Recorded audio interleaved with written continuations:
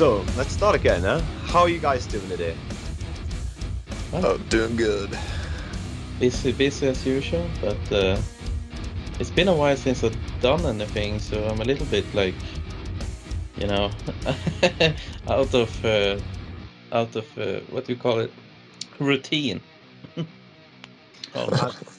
I'm still reeling from the conversation me and Caleb had with Ralph Ellis the other night.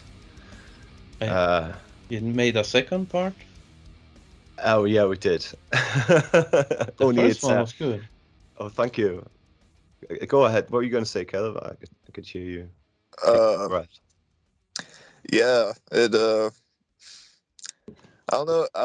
It took us back into 66,000 BC or 66,000 years ago. I don't remember. Was it BC or no? 66,000 years ago, or was it BC? Was it years ago?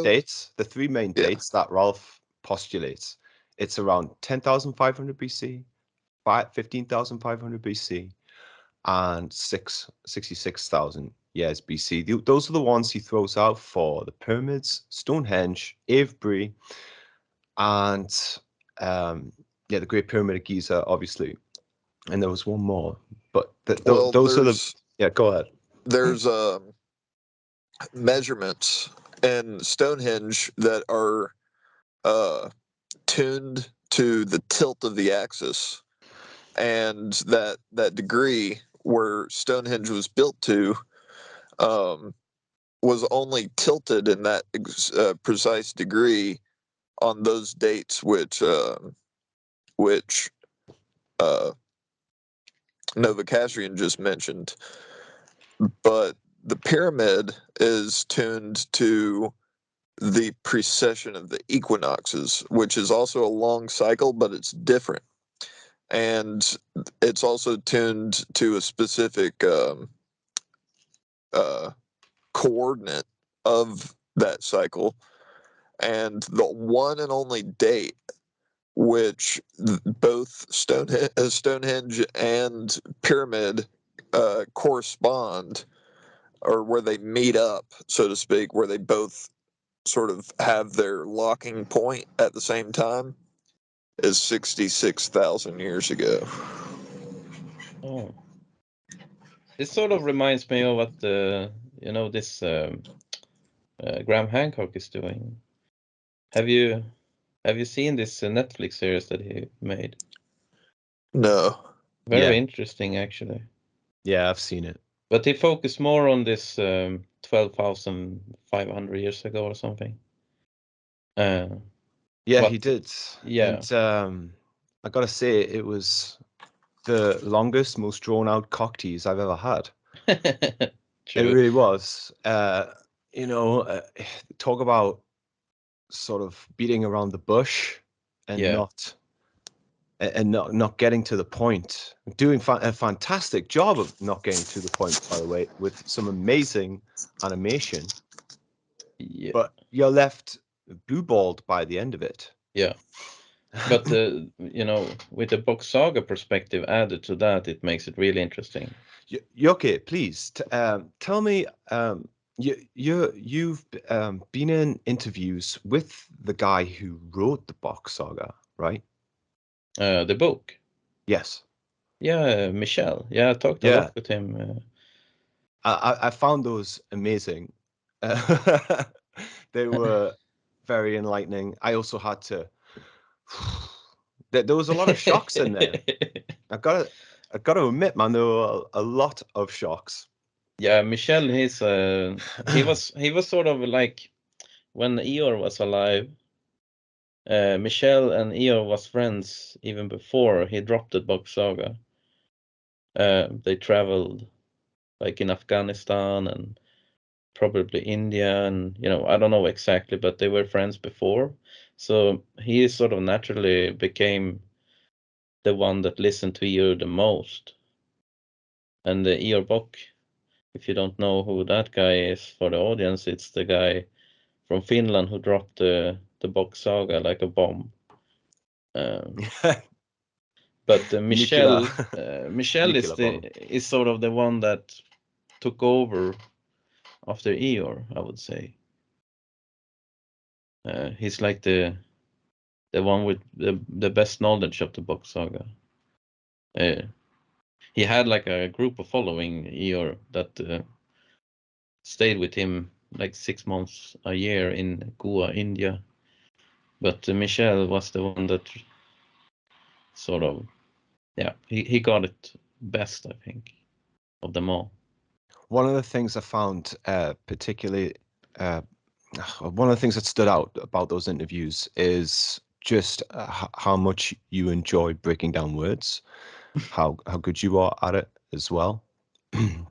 And yeah, I've been doing a lot of that recently as well. And just certain words at the minute just keep coming back to me and keep slapping me in the face, and I have to sit there and break them down. And yeah, that's the magic with it. You don't need a book even if you are in a world of language, especially the Germanic languages. And if you both have English and Swedish like me, it's like a fucking Tivoli when I close my eyes. Especially when you go into the sounds, because you can really search for words and correlations.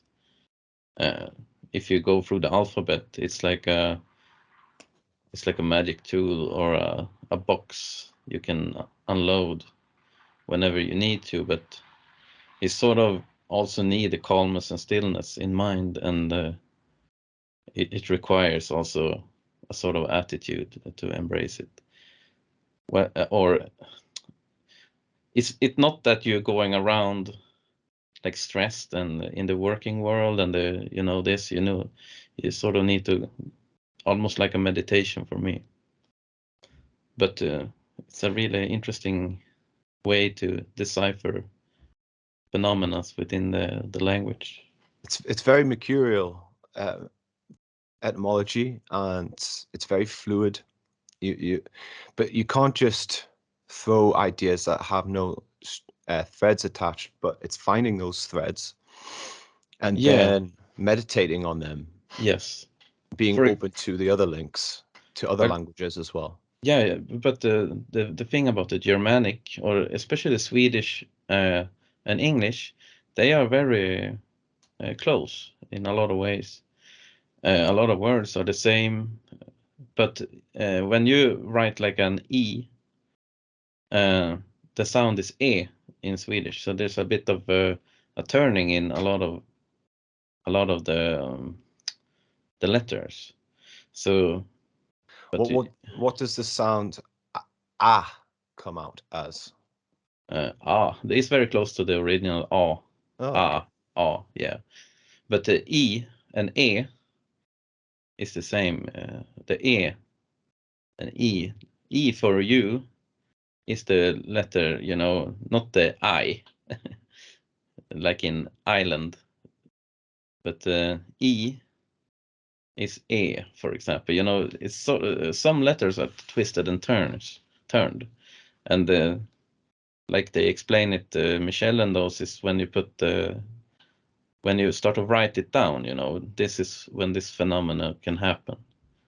Corruption from natural languages that hasn't been a written kind of language. But as soon as you put it into a book, this, the letters can lose its original sounds. Right. So that's how it corrupts in one way. Well, the Bock Saga, which is sitting on my shelf, it throws you immediately into deconstructing words, but also it introduces you to a whole other language. It's almost like it has to teach you this language just so you can understand the story, and without understanding the language, or at least having some grasp or outline of it, then you're not going to get very far. Well, I think there's a lot of aspects to the Bock Saga that is interesting that one can pursue.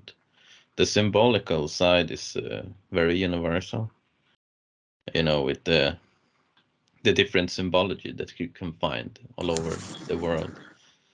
But the sound, if you just learn the sound system and the correct sounds and the meaning behind them, I don't think that should be too hard. And if you have English as a native language, or the first language you have, it's a very big key too, because I can never reach that. You need to have it as a mother tongue to get this, the very, the essence of it, or the original, what you call it. It's like you can never really speak it as good as one that has its mother tongue, or something like that. English is it has a unique, I guess, ability to. It has the capacity to be very, very precise about technical things, but there's not a lot of emotion, uh, emotional depth to it. It's pretty shallow when it comes to that. I know other languages have things that are a lot more rich when it comes to like subjective expression.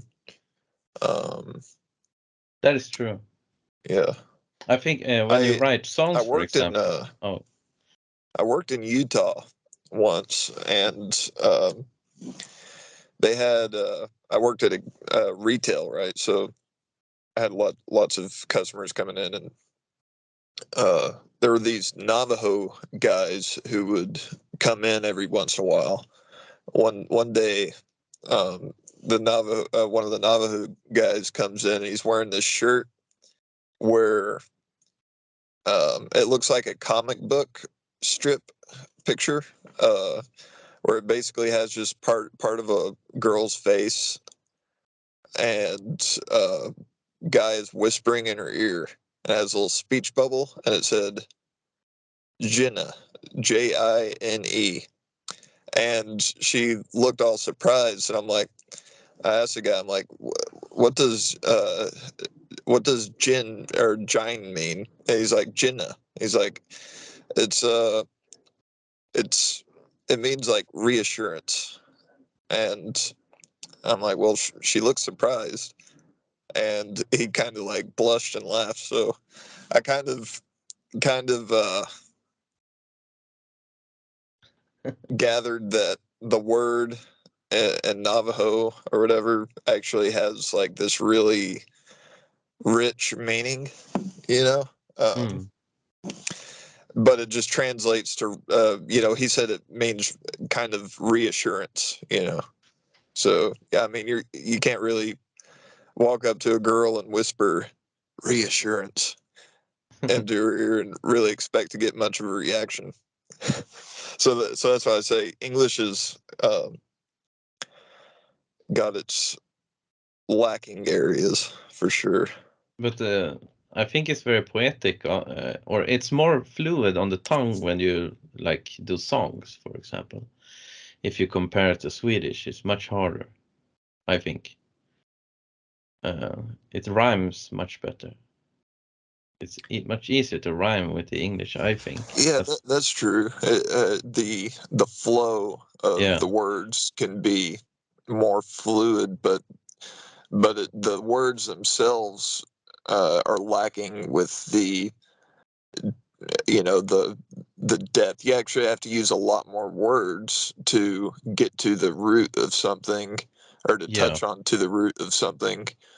And you can make it sort of musical, but you can't really find that one word that's like a 1 or 2 syllable word that'll equate to a whole bunch of information. No, I have a good example in Swedish. We have the sound å means a river, and ö is an island. It's very short, just one sound. But interesting thing is when you talk like Swedish, you don't always have to say too much. It's like we have words that explains a lot. But a lot of words also in the English is very close. But I think it also has to do with this, like Michel talks about in Bock Saga a bit. He talks about this, that sounds and the brain has a sort of association. If you use a sound or a combination of sounds, our brains, our ancestral whatever, it has like a already fixed place what this sound should mean. That's what the sound system is like. It's like this ancient template of what sounds means what, and what corresponds within in the human when we are being exposed to those sounds, like an association. You get what I mean? It's like and if you turn that one language, when you say like no, it could actually means like yes. I'm not saying that's the case, but the manipulation of sound. So we don't really get it. No, So yeah, what go ahead. seems to be the root correspondence of these certain sounds to the actual meaning? Does it come from nature, or does it come from our own biology, or Yeah. what? It must be something very It's fundamental. it's our own body. But in this story, the body, when you name parts of the body, it's like an as above, so below rule to it, that you can, shift it and escalate it to the universe too. On that note, what is the Bock of the Bock Saga? He's the goat. But there are two goats, one representing the moon and one representing the sun. But they had different function within this story. That's interesting because in England we have the Book. We have Buckinghamshire and Buckingham Palace. Yeah. And of course, these words must be related. Well, so it's interesting when we find them naming very illustrious places, well-off places. Buckingham Palace, probably the most well-off, cutting out London, the city of London. So obviously, it must have been pretty. The book must have been pretty important in England as well as Finland. Yeah, well, England fell not too. It was England, then Sweden and Finland after. So you were like second, second last. Ireland, I don't really know exactly. I think Ireland is a little bit more early, or doesn't the Bock refer to the cock as well? Well, he represents the. If you see small statues, especially coming from here in the north, the Bock, or the one that is riding like a horned animal, he's usually also have a erect penis or a lance, the lance symbol, and a shield he's often portrayed with, and a helmet. Oh, okay. This is one of the words that I've been meditating on quite a bit. Actually, both helmet and shield. And I've been thinking about how it refers to a shell. And also when I've seen images of heraldry from European royal houses and prominent families of these lovely little drawings of wild men holding shields above their heads while these vine-like tendrils are coming down, and they're protecting themselves from. Interesting. Yeah, and it just made me think of shelter, and also these wild men appear on most of the European royal houses, heraldry, the prominent ones, Danish, German, Scottish. Caleb can talk to you about this, I'm sure, all night as well. Yeah, I know about his heraldry also. But they're always holding clubs. Yeah. Right? The wild Yeah. the wild men are always holding clubs either downwards. Sometimes they're holding them from their from their pubic area, so an extension of their cock, and it's just very interesting. Caleb, would you like to comment on that? Well, you and I have also been sharing a lot of correspondence about this lately. One thing we didn't mention though is tossing the caber. You remember that one, right? Yeah. The Scottish guys who toss the big log. It's a version of it. I'm familiar with this. Yeah. Go ahead. In Bock Saga, the one that represents the moon, who is called Ra, who is also like the speaker or the king. The one is having the face on the coins.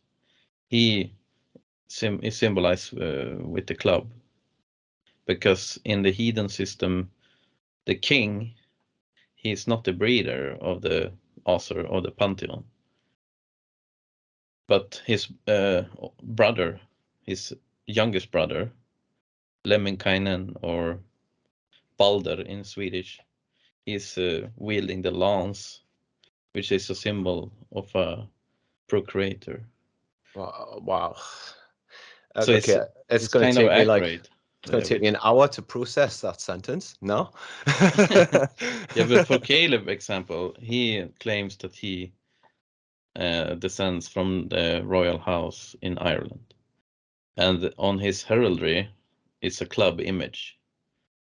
Well, it's very that correlates with what they are talking about in Bock Saga, because it's him who should be this front figure.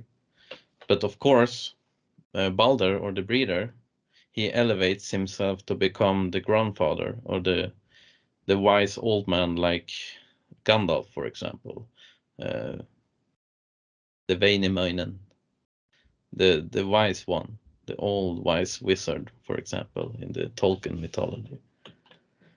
So, and he's only one, but that's like the next title from wielding the lance, but I guess he's also represented by the lance, but he keeps counsel with the king, but he's sort of above the king also.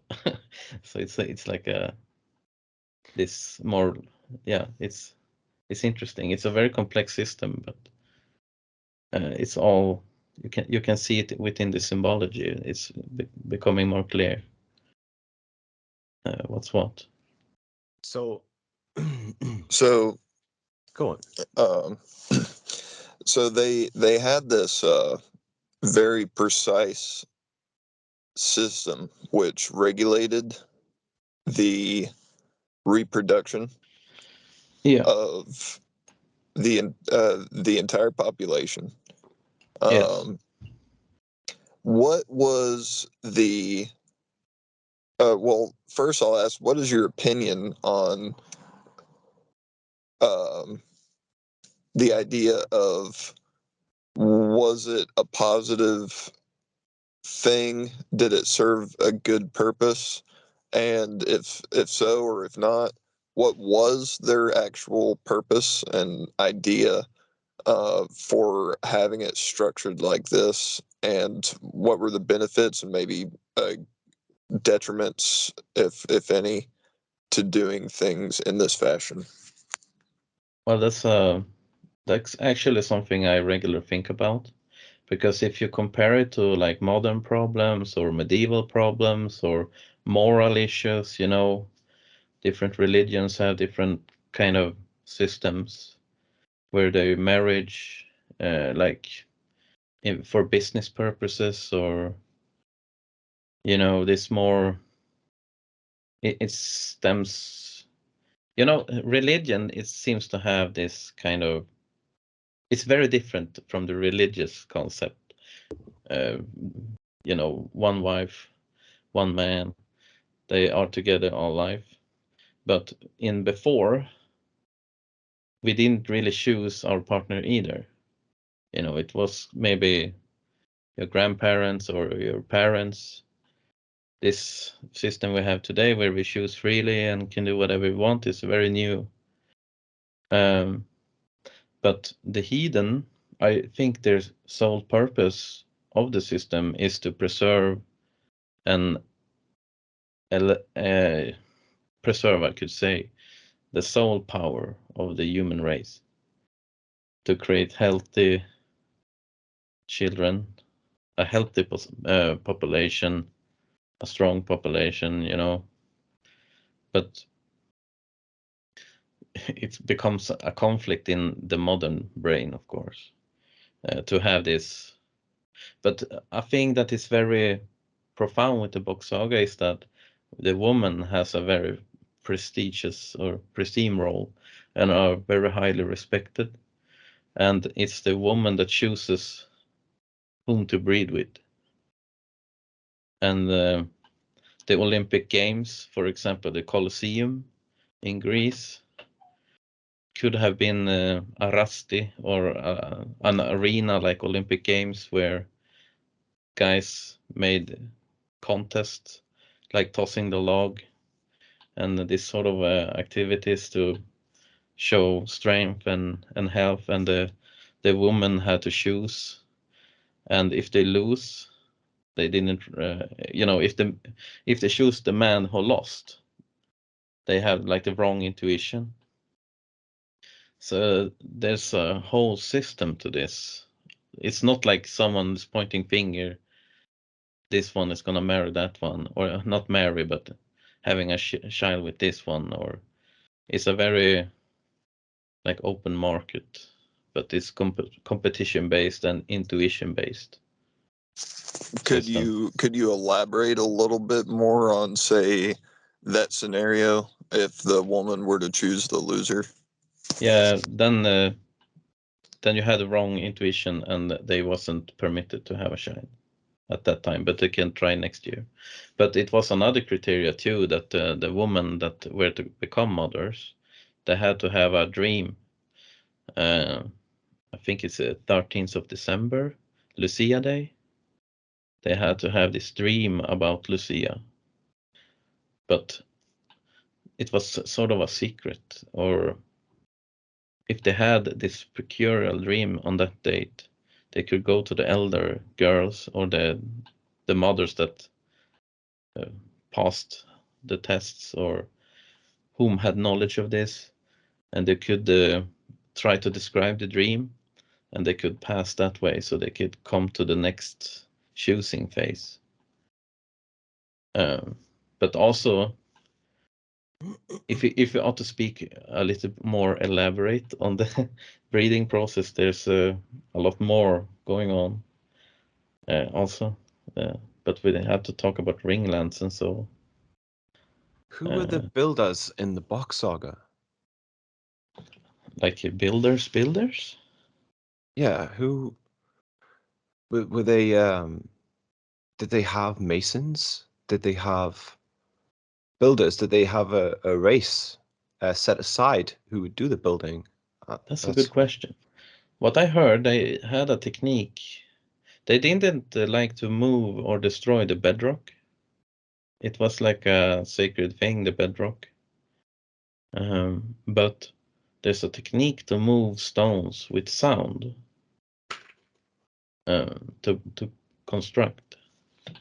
But they were craftsmen and made trinkets and statues, almost like the Greek.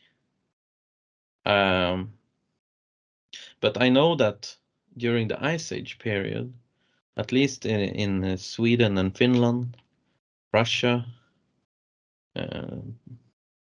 like Estonia and the northern European countries, they had to go to a more, like we have today with tree houses, because in this story they developed agriculture during the Ice Age when they were trapped inside of the glaciers here. It's like one phenomenon I should elaborate on, but they needed to burn forest to make the ground nutrient, you could say, or to build up the soil for crops. So that must have been a painful thing for them to do, right? Yeah, so they had to move between like valleys. You can live like 100 years in one valley, but then you like plant trees and stuff, and then you burn it down, and then you could move. Like if you move in one place and you live there for 100 years, then you plant trees and you move to another place that has already been burned and prepared, where old forest has been getting old, So they had to move to different places and sort of, not like the Indians, for example, or the Native Americans, they move around like all the time, but they were growers and agriculturists. Can I show you something quickly? Caleb, I'm not sure if you'll be able to see this, but it shouldn't affect the recording. I'm just going to share my screen for 1 second. Let's have a look.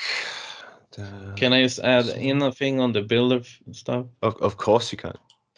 Have you heard about this anomaly in the Baltic Sea? The Baltic Sea anomaly. They think it's a spacecraft. Really? In the No, they. Do you know the conspiracy theorists, or what do you call them? They think it's a I've never spacecraft. heard of this. Search for the Baltic Sea anomaly. It's like a disc-formed thing that is there on the ocean floor, and we have speculated that this could be a remnants from the pre-Ice Age period. Oh man, that sounds exciting. Yeah. Have you heard? Can you see what's on my screen now? Yes. When you were talking there about moving trees, like moving through valleys, and I picked this one up, and immediately this came to mind. That tree is I think it's called fir tree, gran in Swedish. Yeah. And gran, Yes, Go ahead. In Bock Saga they talk about 50 million years ago the Earth tilted, and before that was like a paradise climate, and paradise and the human being were living in one race all across the Earth. But then this tilt happened 50 million years ago, and some from this civilization survived inside of the ice up here in Scandinavia, and they had to sort of develop this way to survive with agriculture coming from like tropical plants, and this gran and tall, pine and fir, they were developed also during this time by humans, like what do you call it, genetic manipulation, but maybe in another way. And they used the tall to burn. That's crazy. I was thinking the exact thing myself. Wow, okay. Like, because and the I'm thinking like, where'd all these freaking pine trees come from? Because the tall grow the tall Earth was tilted up in an upright position, every day, would be the equinox, and it wouldn't be winter, so there would be no need for pine trees. So I was thinking to myself, like, somebody created freaking pine trees. Yeah, and other stuff too. Like they were masters at the manipulation, or what do you call it? They were masters of the crafts when it comes to nature. It's nature folk, naturfolk. But the thing about the gran, it symbolizes also the grandfather or the great grandfather. You know, we always bring this in at Christmas, also decorating it. In America, you do so, I guess, at least. You were saying it was something created by men. Well, it's emanating from his loins, like not directly from his groin area, but like assuming that his soul has roots. It's almost like it's growing from his aura. We have to understand that this place up here in the north was all like bedrock, and the gran, or this tree that you're showing, the fir or the gran tree, it can grow directly on the bedrock. The granite grows, also gran grows on granit. It's connected also with the etymology. It can grow straight on the rock. It don't need any soil. So all the soil that is up here has been created by man burning trees like tall and gran, because you get this very dark soil that you can grow the crops in. Granite is igneous, right? It comes from volcanoes. Is that correct? Oh my. Wrong in assuming that. The granite is, in this story, it comes from the creation, you know. Okay. Since the creation of the earth, we don't have any volcanoes up here. They call it the Baltic Shield because it's the most stable place on earth. We have bedrock that is kilometers upon kilometers down here. Oh wow. All the way to the core. Well, of course, in the ice ages as well, they would have been using caves a lot, wouldn't they? On Gotland, at least, but not so. There's would a have went underground. Yeah, you should have. You know, the cave they have in Finland is a very massive cave.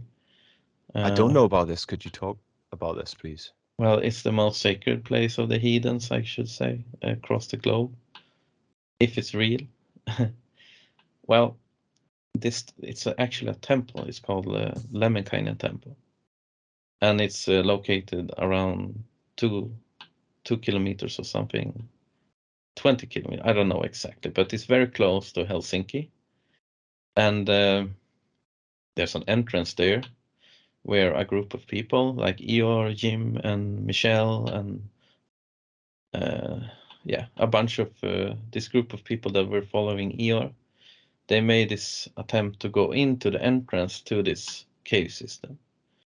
And Eeyore explained it that this is a natural phenomena from the creation of the earth. It's like a hollow hole, or the holy, as they call it, the hole E, where the axle was before the tilt. It's like they also call it Valhalla, and they use this also as a storehouse for all the statues that were piling up between each generation of kings. So they say that from the beginning of the human race, especially during the paradise time, which we have no clue about how long it is, at least 100 million years, they say in this mythology, that they have been storing gold statues and other artifacts from each generation that has been collected by the king or Ra from each era during the time of the Heathen system. You can go into much more details about how that system works. But has there been a respectful maintenance of this place? Has it been kept up? Has there been access allowed to the public? The problem with it is that in 984, I think, also after Christ.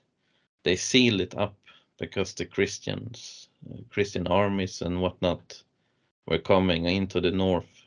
After the Battle of Hastings, the heathen world here in the north also, that was like the last battle.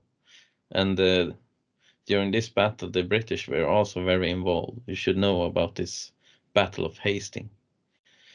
But anyway, they sealed the temple with 3 stone slabs from 3 different materials, so that one day when they open the temple, they should know that they are on the right way. But there was also a water lock, so you could fill up the first chamber with water. But now, in 1984, I think it's 1984 or 1987. I think it's 1984. But anyway, they started to dig, and Jim Chestnut, a good friend, he was like the digging master for this excavation.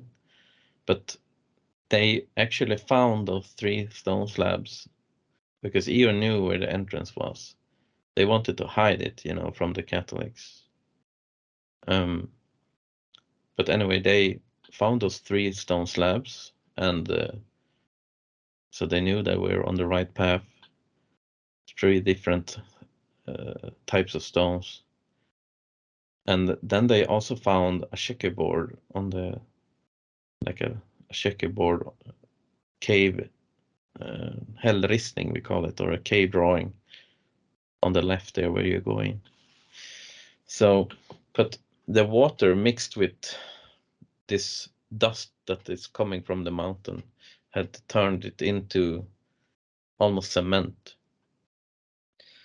So they started to blow with dynamite there, and has been going on for all the way up to the, today. Wow. No. So they're dynamiting their way in there? Yeah, they have. The problem is that this water lock keeps on filling up. So every year they have to pump all the water out, and Oh no. But now they have been doing like ground penetrating radar around the entrance area there, and things are starting to happen. But I heard that the owner of the land of this place, he wanted to sell it. So now there's a mystery man that has bought it, the entrance area there. And I have no clue what is gonna happen now. That's interesting. It's probably the Ericsons. Yeah. Who knows? Yeah. Who knows? But this buyer, he didn't want to go out with any name or so. So can you see the image? Yes. On the screen. So you were saying that they were protectors of the genetic line, right? Yes. Well, as I said before, there's images of wild men holding shields up above their heads, but look what is in his other hand, and it's out of the way. It's being protected. He's protecting the Bock. He's protecting his club. Exactly, that could be, but I'm intrigued at the form of the shield. In the Scandinavian imagery I heard, or the small trinkets and so, it's usually a round shield. A round shield. Yeah, that's really interesting. Yeah, this circular. I wish I could give you more information about this image. This one looks more like a centurion type of shield, or a Roman shield, kind of. Yeah. But it's still interesting. Same kind of imagery that's shared all across the world, if you believe it or not. I've found wild man imagery from Japan, China, the Himalayas even. We're talking every country, and this is obviously another one I can't identify, as I said. I found it without description, and there's a lot of these I find without description, much to my dismay. But I do find it very interesting that he's holding a shield above his head, which also aligns with shelter, which tells me maybe that he represents shelter builders. It's blue and yellow, right? The shield. Yeah. Yeah. What do you find significant about that? Well, it's the coloring. Oh, blue and yellow. It's Swedish, right? Yeah, it's the Swedish flag, but it actually belongs. Really, it belongs to the Finnish throne. Oh. Yeah. The thing about Sweden is so peculiar because the Bock family sort of got into power in the 1500s. So, you know, it's a secret, hidden story, but it's part of the Bock story that Gustav Vasa, via a female line, lineage. You know, in this saga, they talk about like sperm lines, but also the females have a different, a lineage too, like stem mothers. And in the 1500s, they took power of the throne in Sweden, so they started to, you know, roll back what the church has been destroying culturally, and so, you know, very interesting.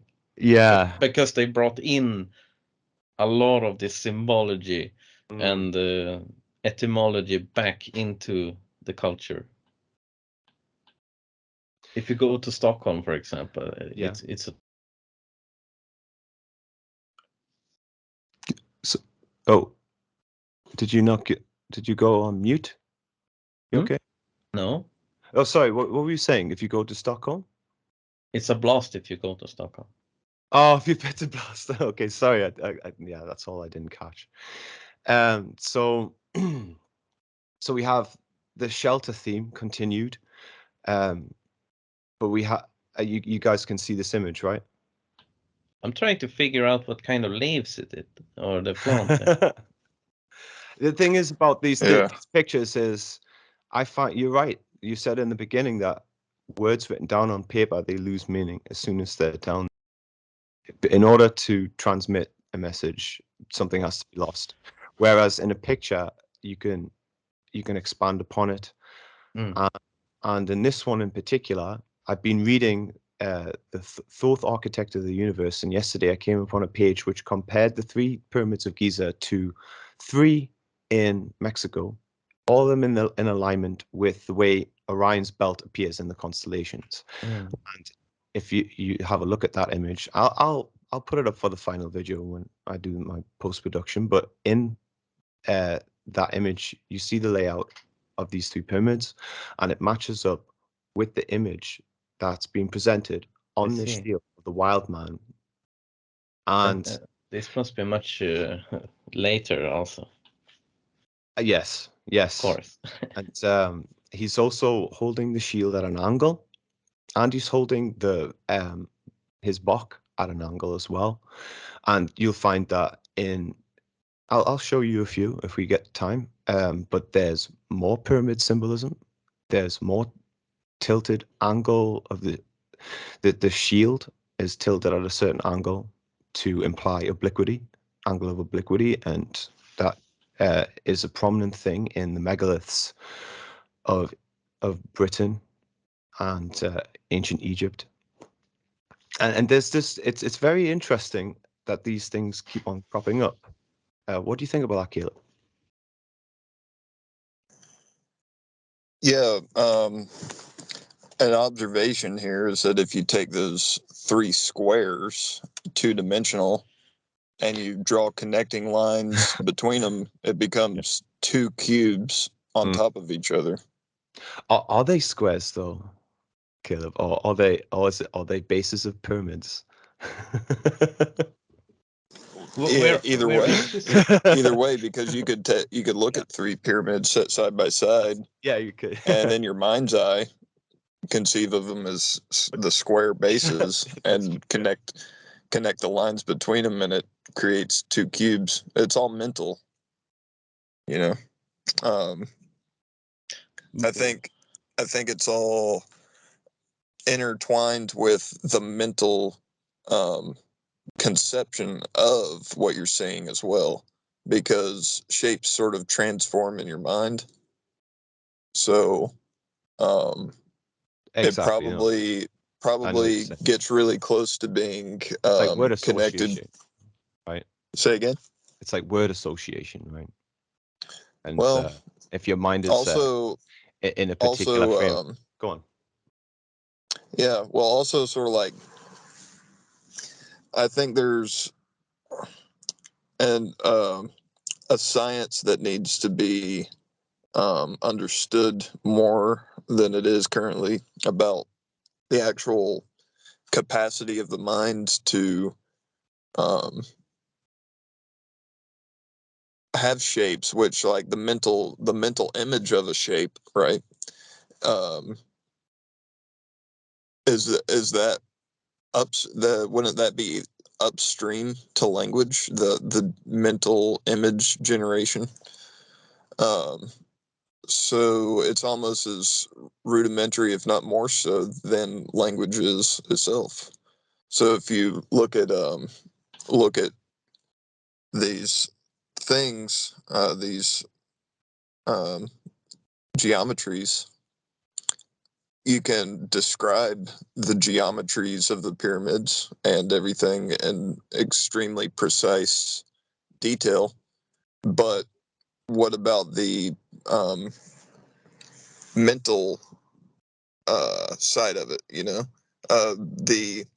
The pyramid that's sitting there physically is one thing, and you can describe it and talk about it and measure it and everything, but then the actual perception of that pyramid is a subjective thing, but that can also be described and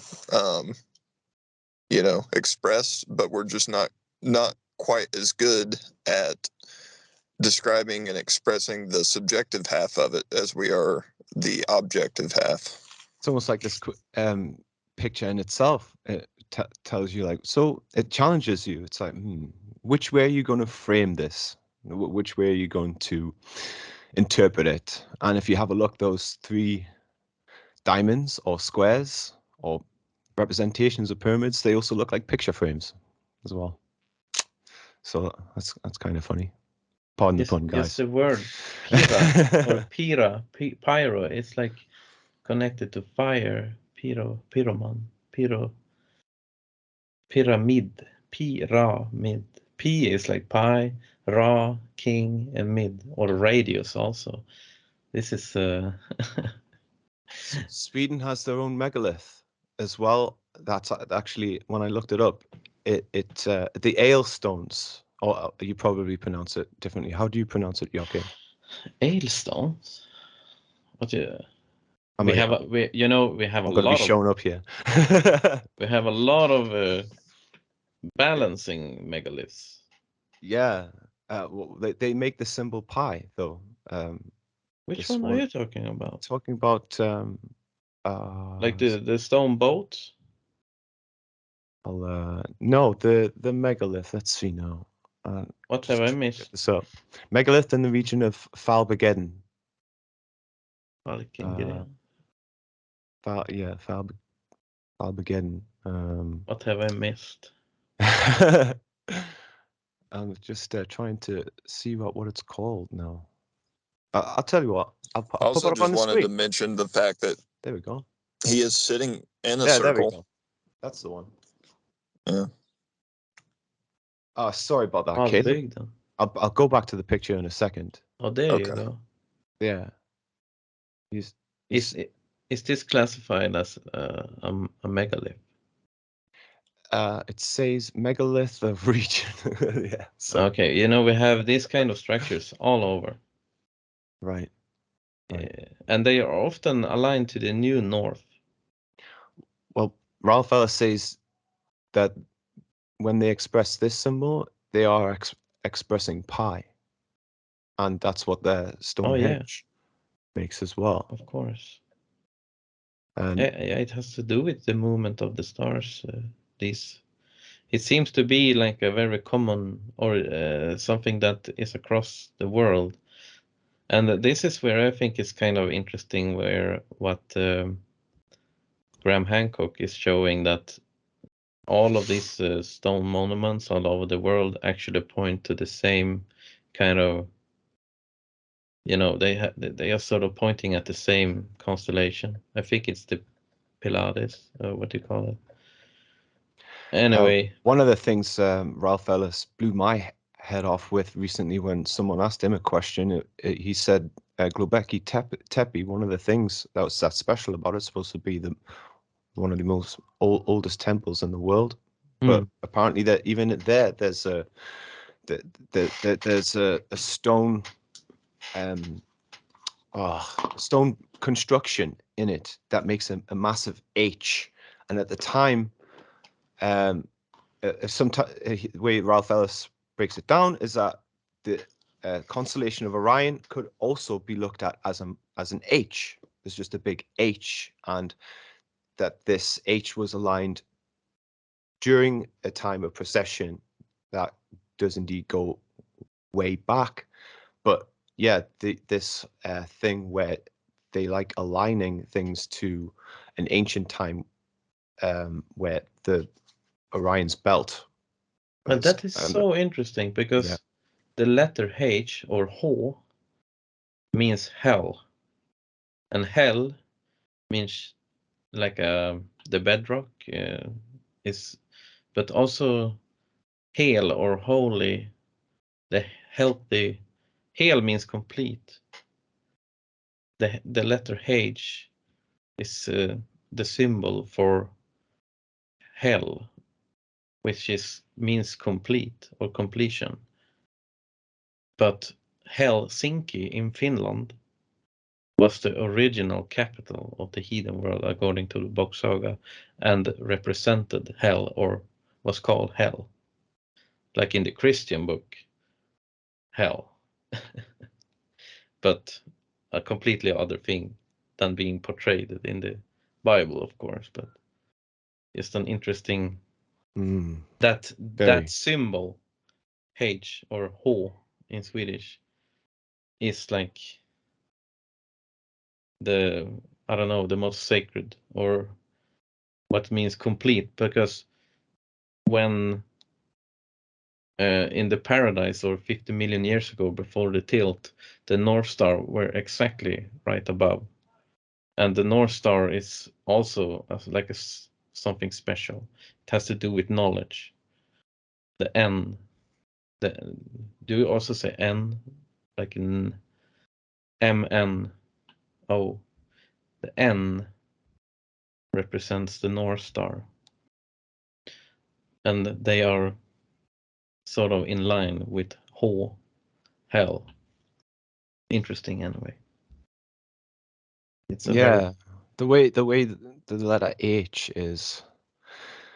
I don't know. This kind of image I've got on the screen here kind of reminds me of the letter H. But I mean, can we see if you can enhance it? There we go. Oh yeah. I'll zoom in if I can. Yeah. They are holding crops. They are holding crops. Can you interpret wheat? This for me a little bit more? Is it wheat? Is it weeds? Weed? A weed? I don't know. Is it some kind of wand? Some kind of you have the ivy? gold and black also. Where does this heraldry come from? The Reitman family. Reitman sounds German, right? And the Reitman family. Very interesting. The black and gold. Is it pre or is it 1500, 1600, something like that? All I received was that it was of the Reitman family. It actually didn't even have the family written on it. It just said Reitman, and I had to make the decision because there was a few of these with just names on them, typical German names. I think it's German.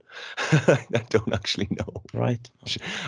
I'm just spitballing, really. I'm just throwing these out here because these certain things are catching my eye.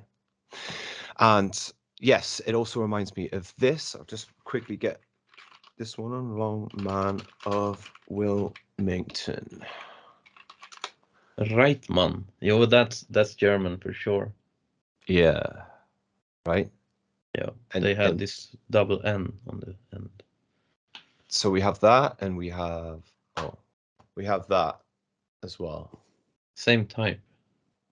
But yeah, you saw it. Yes. You know where's also those lane lines and stuff? I don't know, man. But well, we also have the Cern Abbas giant. Have you seen that before?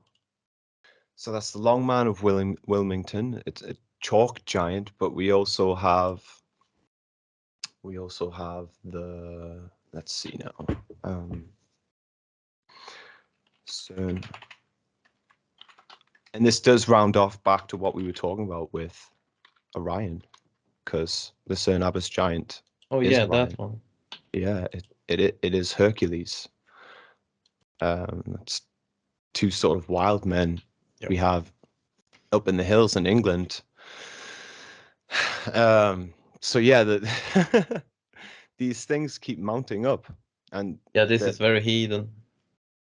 Yeah. There's a ton of, like I was talking about before, with the Sweden being an interesting place when it comes to heraldry, especially when it comes to Heathen heraldry in a more modern.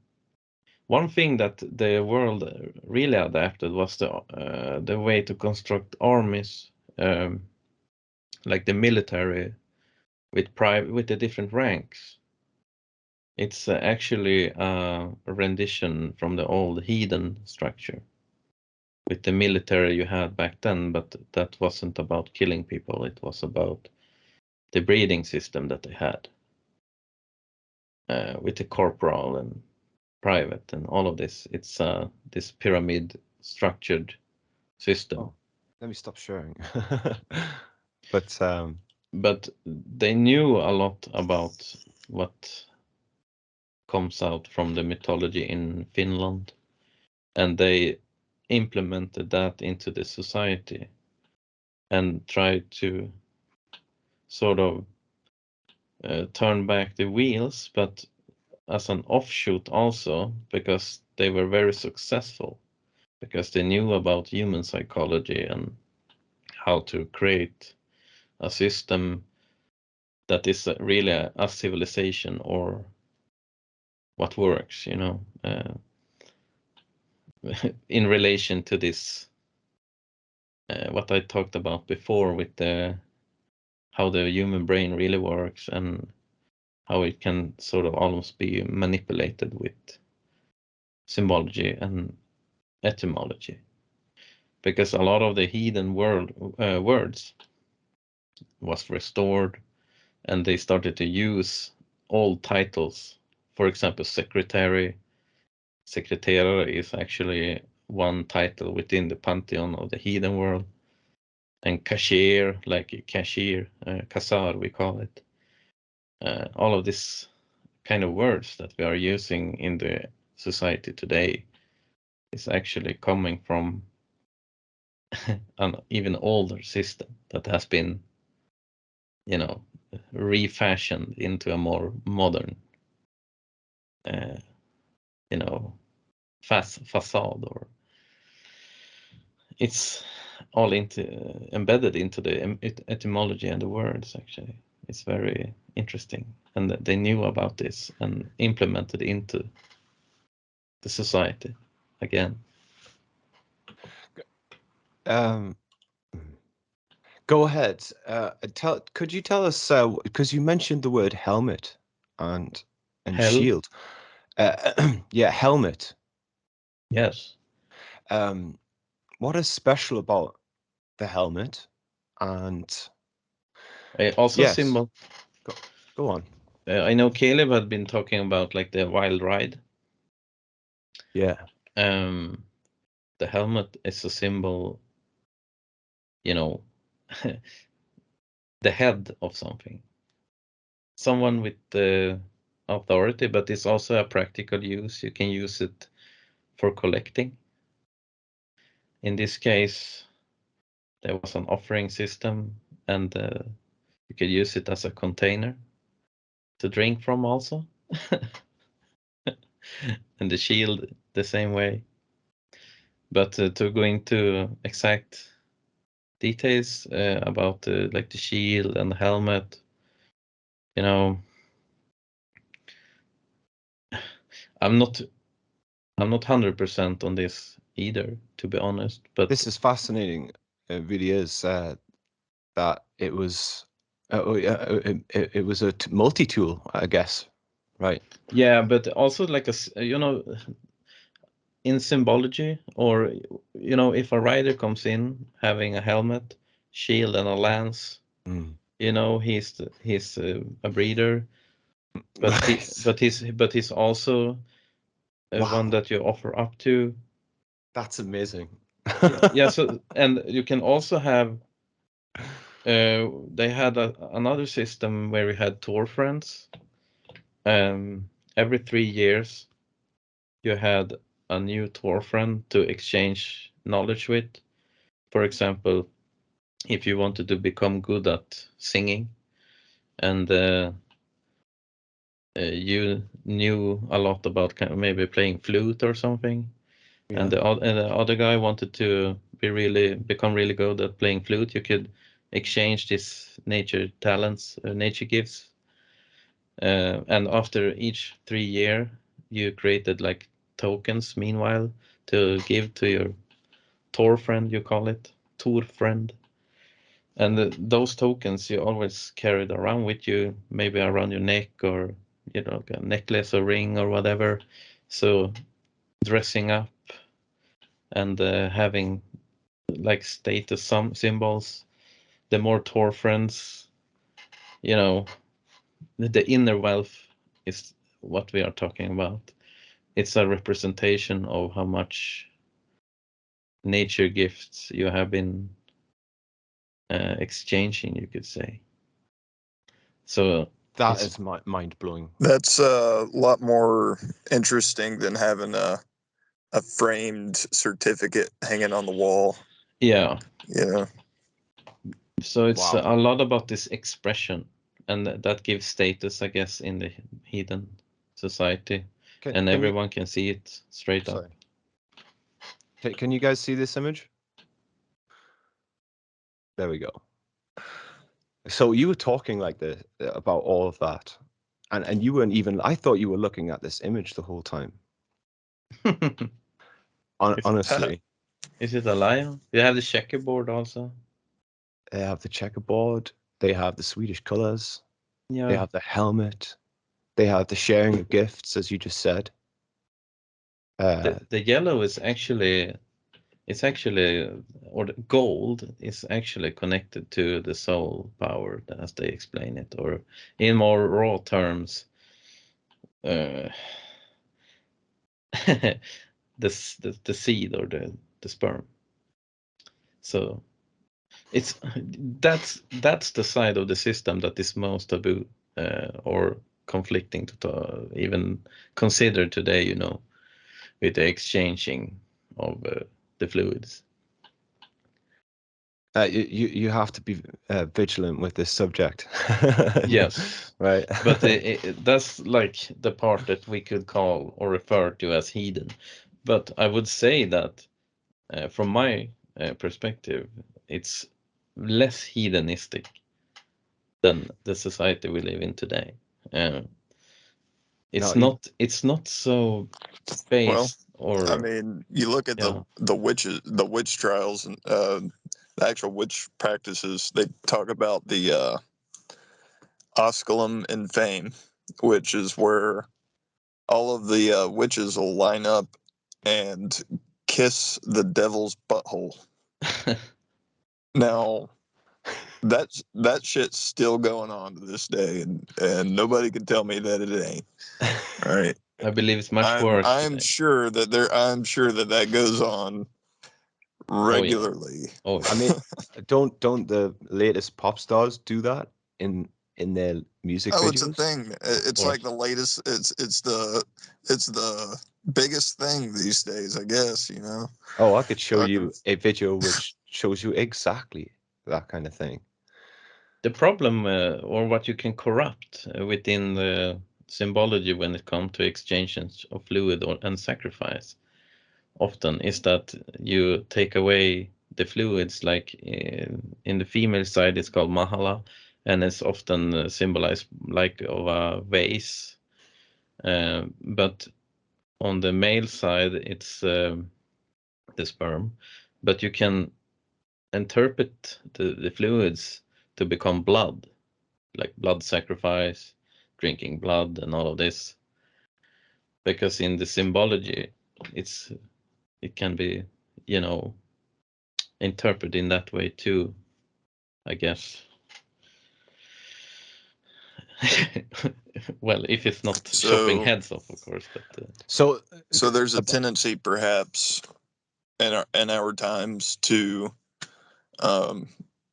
see the boundaries of the individual, as either being up or down. And if they're up, then that means that you're, not engaged in anything. Or if they're down, then it's just all and out debauchery, which is kind of the way it is these days. It seems like there's no middle area. yeah. But your descriptions are of a earlier time where the barriers were down, so to speak, but it was pure. Yeah, it was the respect was a complete different respect of the soul power, because they thought that the soul power of the human being were sitting in the core of the human being, which is the center, the real heart, they say.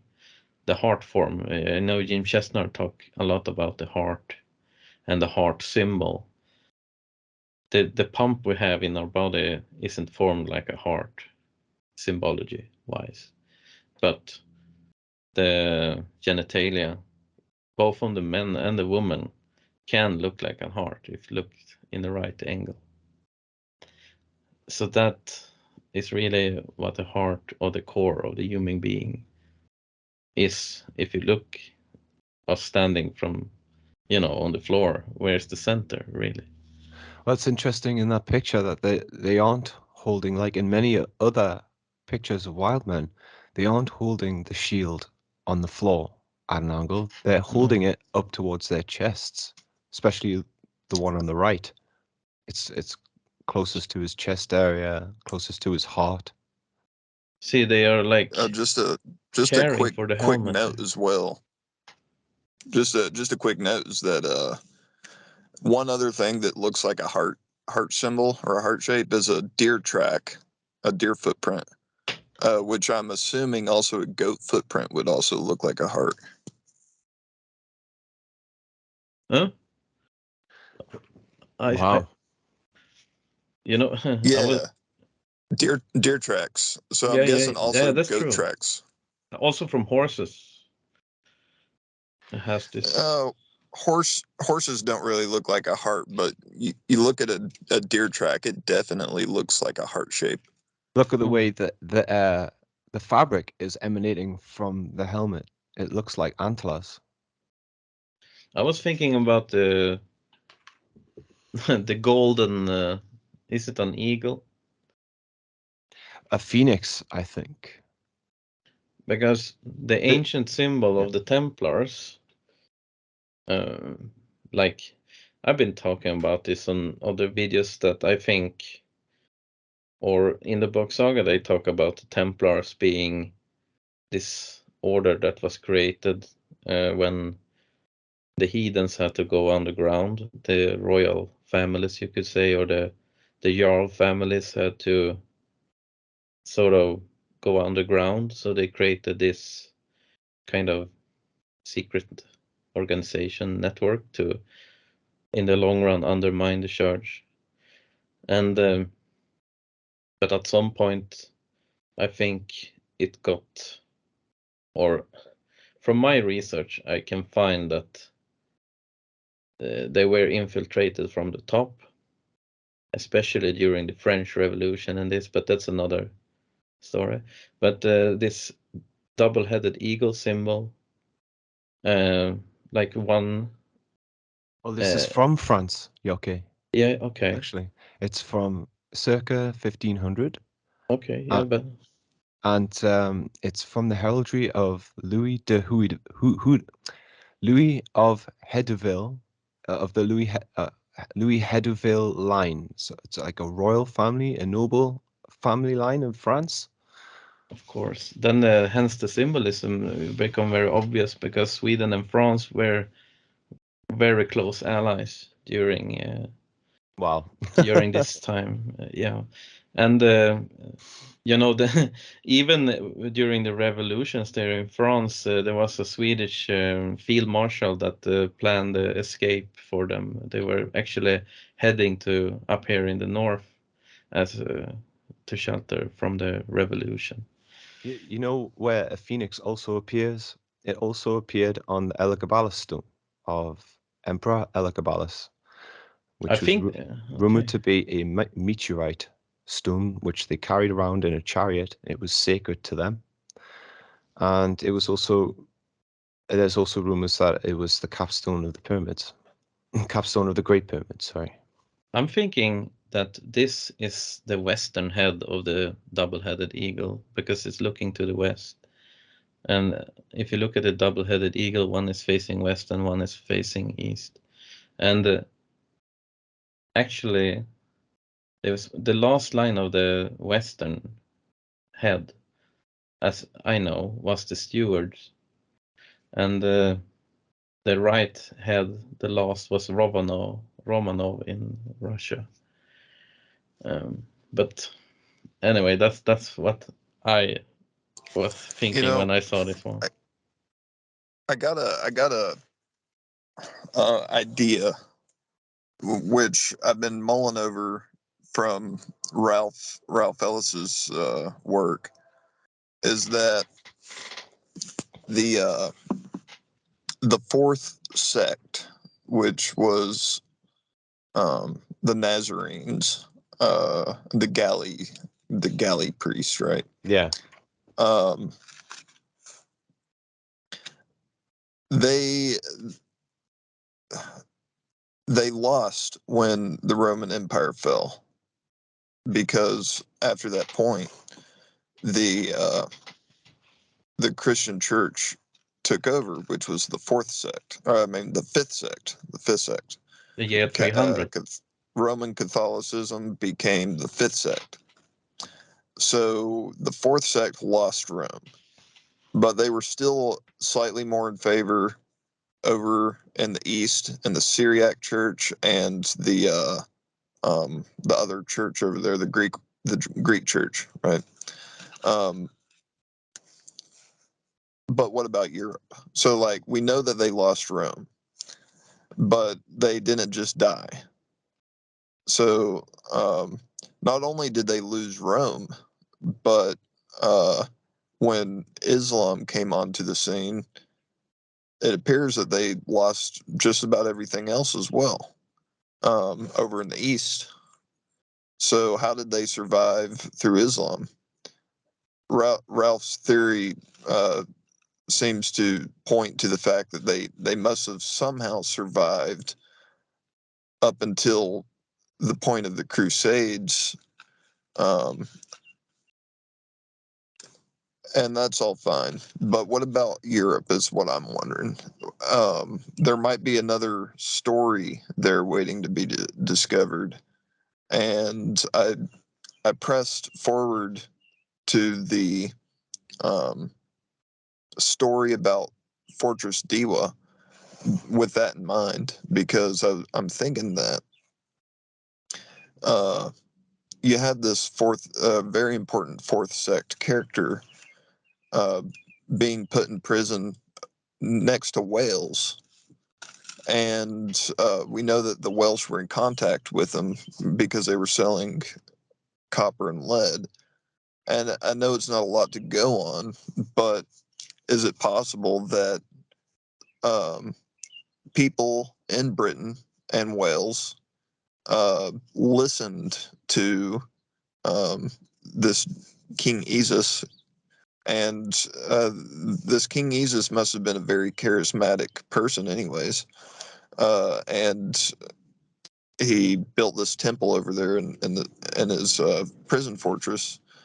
So if he had an audience of any of the native Europeans over there, then it's likely that he would have been charismatic enough to convince them to think the way of his thinking, right? Are you talking Then about later the on, character after Jesus? say again, Are you talking about the actual character Jesus? Specifically the king of the Jews who Ralph Ellis writes about, this particular historical figure who he does equate with the actual biblical Jesus, which that's not even quite as that's not even the significant thing to me, really. I'm looking more at this of like this strain, this lineage, not necessarily bloodline lineage, but more generally a secret society lineage or a way of thinking type of lineage. The galley priesthoods, they were castrated priests, and they gradually got more power in Rome leading up to its collapse. There was later on another emperor who actually was castrated, and was pushing for this transgender movement in Rome. He was Emperor Elagabalus, actually. So how much of a influence? So what I'm looking at is it's not a lot to go on, but there's this possibility that these seeds were planted in the far west and the far north of this fourth sect, galley priesthood, sort of eunuch priesthood type of belief system. And I know that on the surface it does not sound compatible with the Bocks and the heathens that you're talking about, Jocke, but they may have had enough in common in other areas that perhaps they linked up in those times before the fall of Rome, and subsequently they may have been in close correspondence after the Roman Church became established. There's actually, I can tell you about the Jesus story that coming from the Bock Saga, if you like. It's very short. Sure, Yes, but please do. touch upon the idea of that. Was there possibility that the heathens and this other group would have been simpatico enough to work together? Well, I think about the Babylonians also there. I don't know where they are during this time. But anyway, I can this Jesus character in Bock Saga, his parents actually come from Finland, and they are sort of an exile. But Jim was speculating a little bit on maybe they did this on purpose, because he grew up. Jesus' parents came from Finland, and they made this long route down to the Middle East and further. I don't know exactly where he grew up, but in this story he comes from the Asur, and he was a white character from the Heathen pantheon, or a very high character at least, or seed they call it, the hybrid in that manner. But they should have knowledge about you know, different kind of knowledge than the original human being, as you could say. Probably knowledge also of about the mythology and so on. I don't know, but that's what they say. One thing I've been finding. You okay? Finish your point. No, I'm just thinking about the question Caleb asked about this Yes.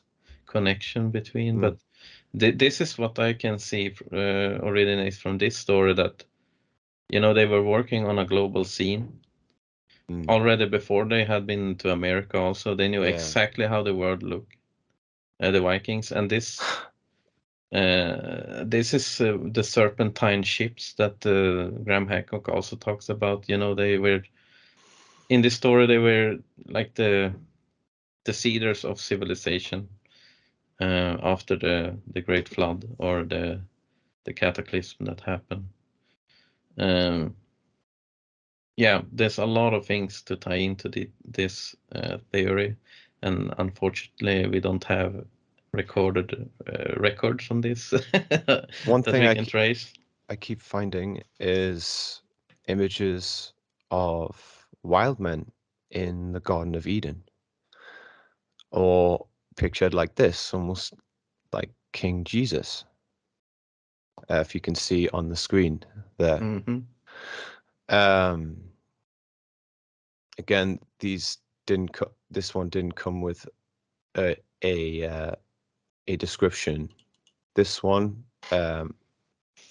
here's another one with very Mary Magdalene type looking character on there. As you can see, the helmet, and and we have another sort of. I would say if you remember from the Ralph Ellis's cover, it looks like King Isis from the cover of King Jesus of Edessa book.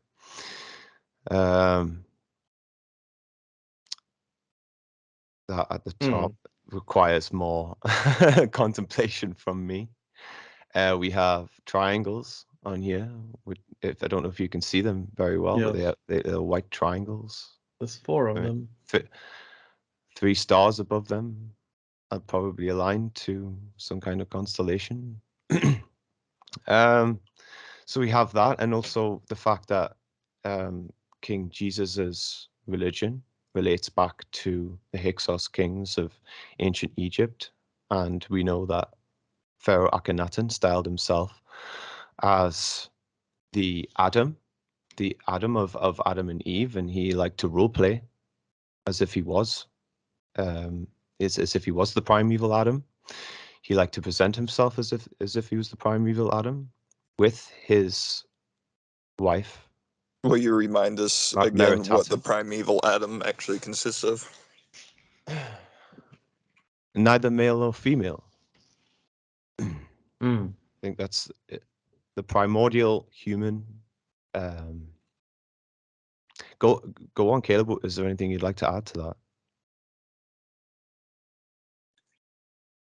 Well, I just wanted to refresh the memory of the audience that just in case, because you know you think Adam, oh well, the Adam is the male, right? But no, the term primeval Adam, as conceived of by these people, is meaning like a androgynous or hermaphrodite kind, or more androgynous, because hermaphrodite would be having both pairs of genitals of the male and female, but androgynous being neither, having none. And you see Akhenaton commissioned his own statues to be depicted as having wide hips, like the old mother goddess statues, like the Venus of Willendorf and many other Venus statues. He actually looks like a Venus statue, and he has big breasts, and he's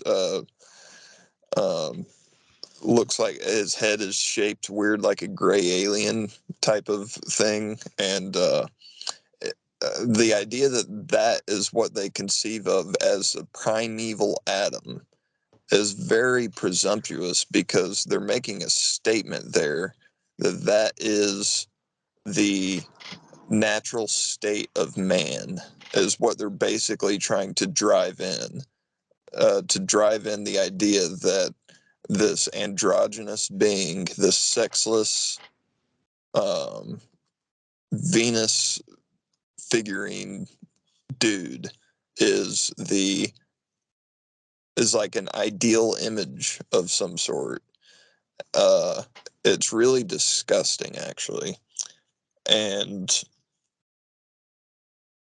Almost an inversion. Isn't it Jesus birth? He's like this coming from not even a phallus. He's Let's just get this up. Go ahead, Jocke. no. You know what I have in my mind is also like the Jews into this. What are they called? Does Raphaelis go into the Jewish side of all of this with Jesus? Yeah. Yes, he does. Because in the Bock Saga, they also talk about the Jews and where they come from, and they claim that they come from India. And they were very upset when Jesus started to talk about being this what they call it's what the fuck. Got a brain fart here. It's very tied to the old. They have like in the story. They remember very well what happened in India, what led them into exile.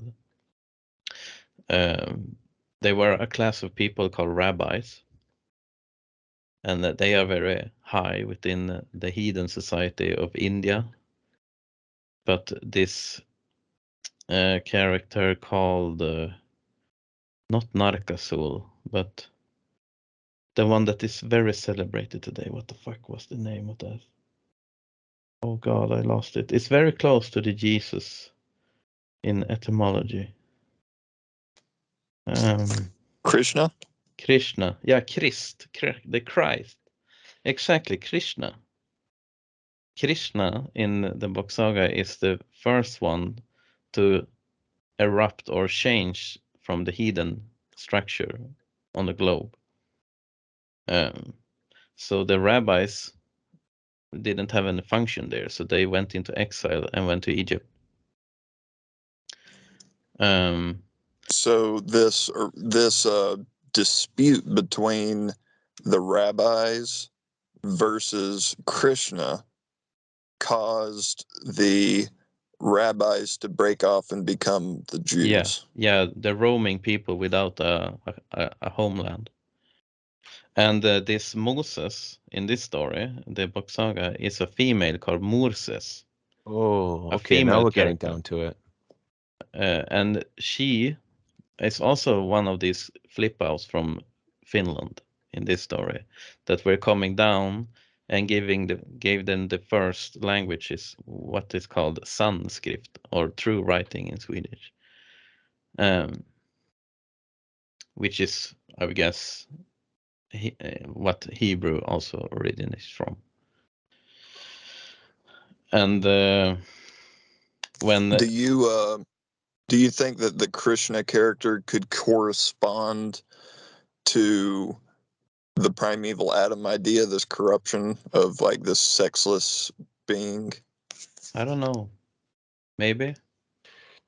But this primordial being, the Adam and Eve, in the Norse world, they are called Frey and Freya. So I think it's a corruption from that from the start. But this sexless, genderless theme, I think you also can see that in Greece. Definitely a corruption. So you can see the picture of Akhenaten, and you see if you see him from the side on certain murals, his belly looks distended, almost as if he's at the beginnings of pregnancy. But this is very interesting. You know, I heard that when Napoleon went to Egypt, the Sphinx actually had tits and a more female-looking face. Oh, okay. Well, maybe you should definitely tell Ralph that because he'd be very interested to hear that. Yeah, Napoleon, he went there and bombed it for some reason. But he also bombed the Malta at the same route. And Malta was one of the headquarters for the what I call the original Templars. So, In so, sorry. We. but my Go point ahead. is that Yes, you maybe go ahead. this is also maybe this is a female statue, but it's called something else. Who knows? So, yeah. Oh no, I think it's gone again. No, wait. Okay, so Caleb, one time during one of our discussions, I can't remember who it was with or which one it was, but he brought up that Akhenaten could also refer to Loki because there's a lot of weird goings on with the folklore of Loki and his sort of androgynous nature, him turning himself into a female horse, and we linked that back to the behavior and preferences of Akhenaten, the way he presented himself. Now, what do you think about that? Well, I want to make a comparison to the Venus statues. You have all of these different Venus statues, which are very ancient, and the most famous one is the Venus of Willendorf. And I'll compare that to the statues of Akhenaton. The statues which Akhenaton himself commissioned to be made of him to depict himself as the primeval Adam. This conception of what it is to be human. Now, we're getting into the realm of preferences and away from the realm of creating healthy humans and doing things in a way that is designed to be the best, healthiest. I'm so glad you brought that up. Yeah. But go ahead. Where did it start to go wrong? Right? Was it this? Was it just? Was it like ego tripping? Right, and how far? When the ego's tripping, how far can it go? And if Pharaoh's in a position where his ego demands are met, is this the result? And was it a result of that particular way of looking at the primeval Adam? And if that's so, then why? Now, I think there's something very primeval about the wild men. But as you can see, there's different ways to present them. I showed a picture of the Garden of Eden wild men, and they certainly don't look androgynous, not in the way that Akhenaten presented himself. I have to just there's a little story about Egypt also in the Finnish or Bock Saga lore. There was a problem down there in Egypt, and they asked for help in Udenma or Hell. So there maybe I don't know about what was the problem, but he started to corrupt the symbology or for example, he called Amon Ra or the Ra represents the sun, while in the Finnish heathen way, Ra is the moon. So only there you can see a corruption that the king is both the the ruler and the breeder. In ancient Gaelic, Alan Delaney makes a point of saying that Ra meant the word. Well, Ra has many meanings. It does have many meanings, and I certainly don't throw yours out. In fact, No, I but think they're that's all very linked. true, because Ra had the say. Right. And ära means honor in Swedish, or privilege. And ä is tied to growing power and the sperm also. Well, it's in English, error means you're at fault. So again, more corruptions. Yeah, it's often flipped 180 degrees. The most classic example, once again, is the military system. It's 180% flipped. Well, here's perhaps the biggest corruption of all time, which has got to be linked to this whole flow of this story, which is something that's been speckled around for speckled. I mean, like touched upon here and there for decades and all sorts of various places, but only like one paragraph in any given book will ever mention this. But it's this reference which Michael DESERTSNOW has expanded upon in the most comprehensive way so far. This era of time in which it was not known where babies came from or what the process was, which involved men and the baby making process. And somehow a region, a vast region, fell into ignorance about the nature of conception and birth and everything.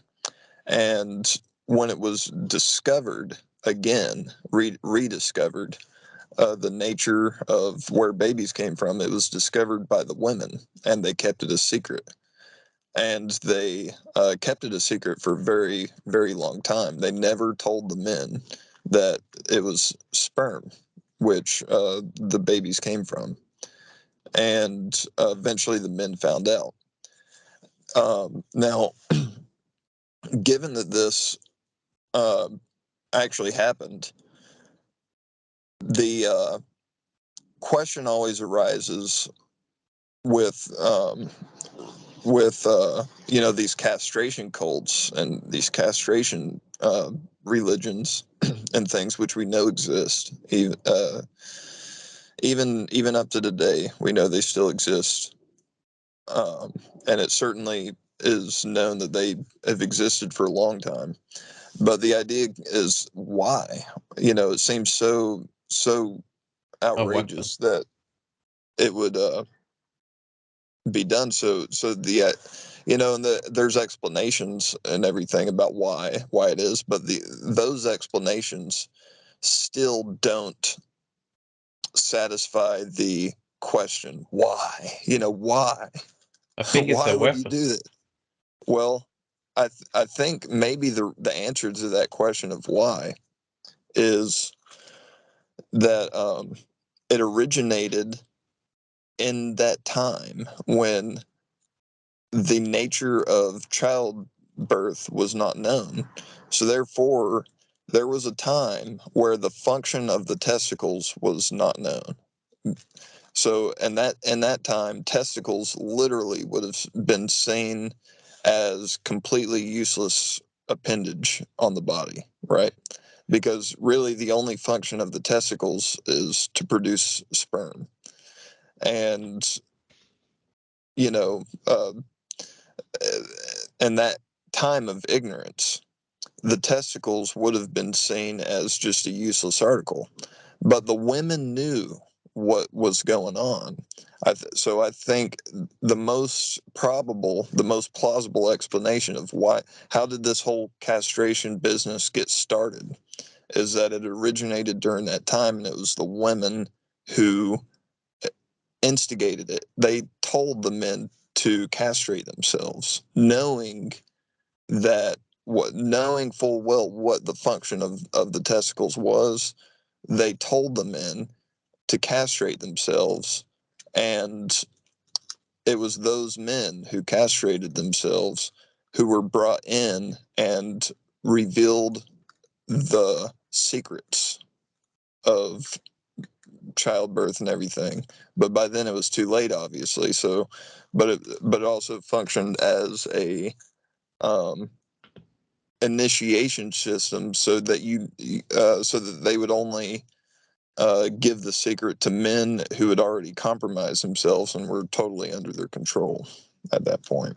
But just think about the Jesus story. It's exactly that. You know, he's just.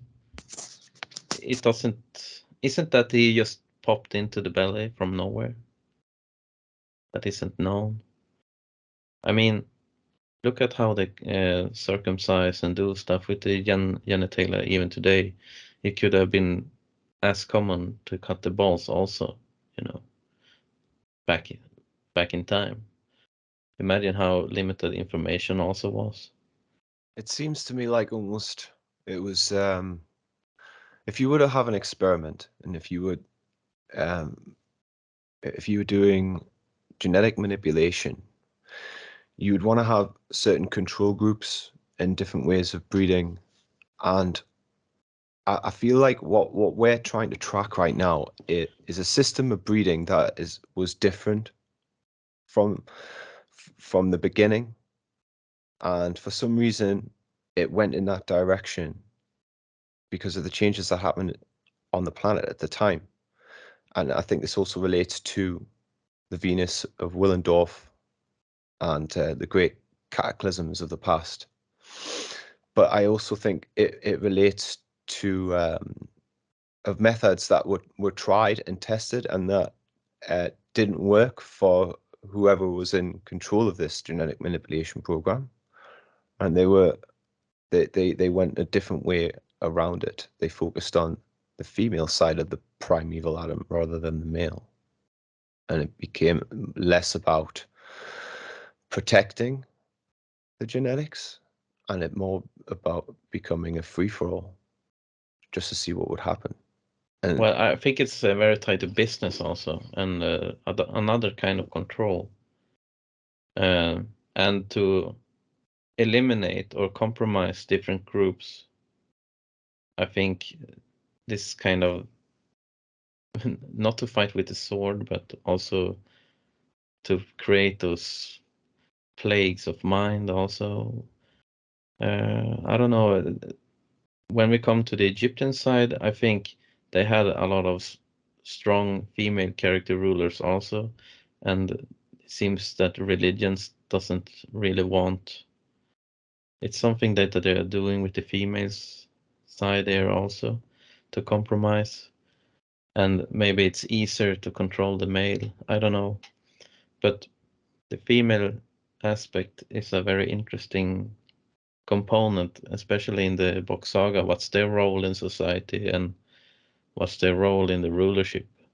It's very interesting to go into also. And I think when they try to eradicate, for example, in Egypt, the more female aspects, for example, the Sphinx in this story, I don't know, but do you get where I'm going? It's like a lot of things has been twisted and turned there in Egypt, it seems. Maybe even with the statues you were showing there, maybe it's not. Maybe Akhenaten was a female. I don't know. I have no clue. I'm not into Egypt in that sense. yes, I actually wanted you to touch on this point again because I think we moved away from it. You said there was a female Moses, Yeah. right? Well, Caleb, you know that the Mary Magdalene and also Queen Meritaten, they were probably just as powerful as Pharaoh Akhenaten, and they were priestesses of this cult. And I think also that the change of hands, the the level of control that was given to certain matriarchal characters at the time, that also affected the way that the bloodlines were handled and the way that the secrets were passed down. We see this actually in Wildman Heraldry. We see this reference to the Garden of Eden being played out here, and it's very clear. And yet we know that Gnostic groups, they took the ceremonies of the Bock Saga and they corrupted them. Things that are hard to describe, let's just say, without getting into into the specifics.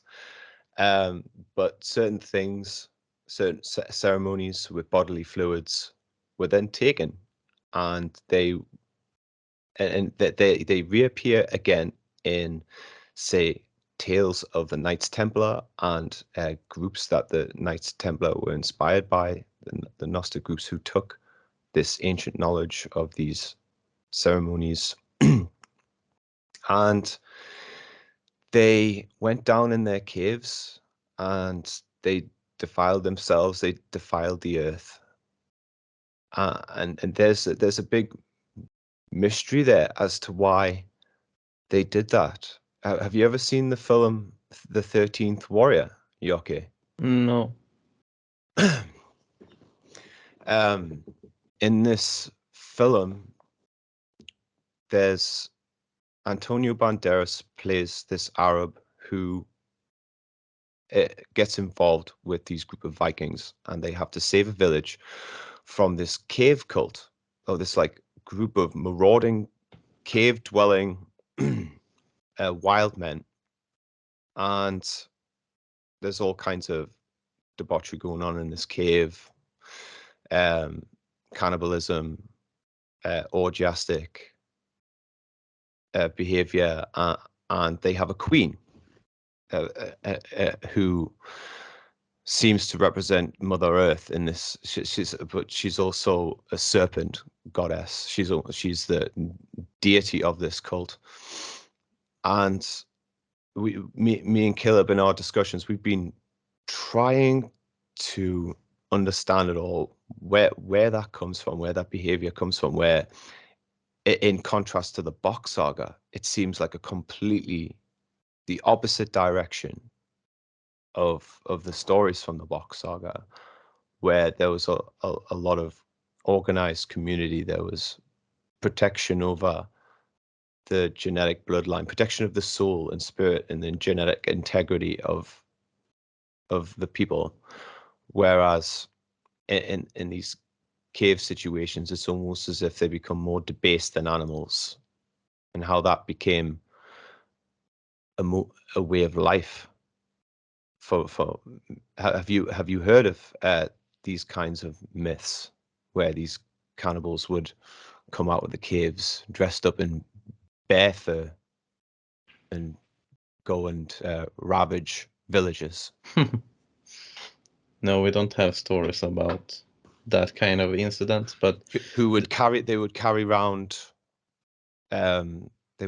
statuettes of the Venus of Willendorf, the fat Venus statuette.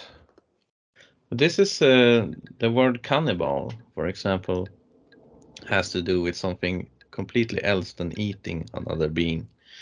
It's the act of eating from the ball, or the cannibal. But anyway, there's actually runestones you can look at that coming from Sweden that holds the hexa, or the female holding two snakes, one snake in each hand. And I've been a little bit puzzled about that also, because why is the female holding the snakes? Well, there's also a story about the king doesn't make the speeches.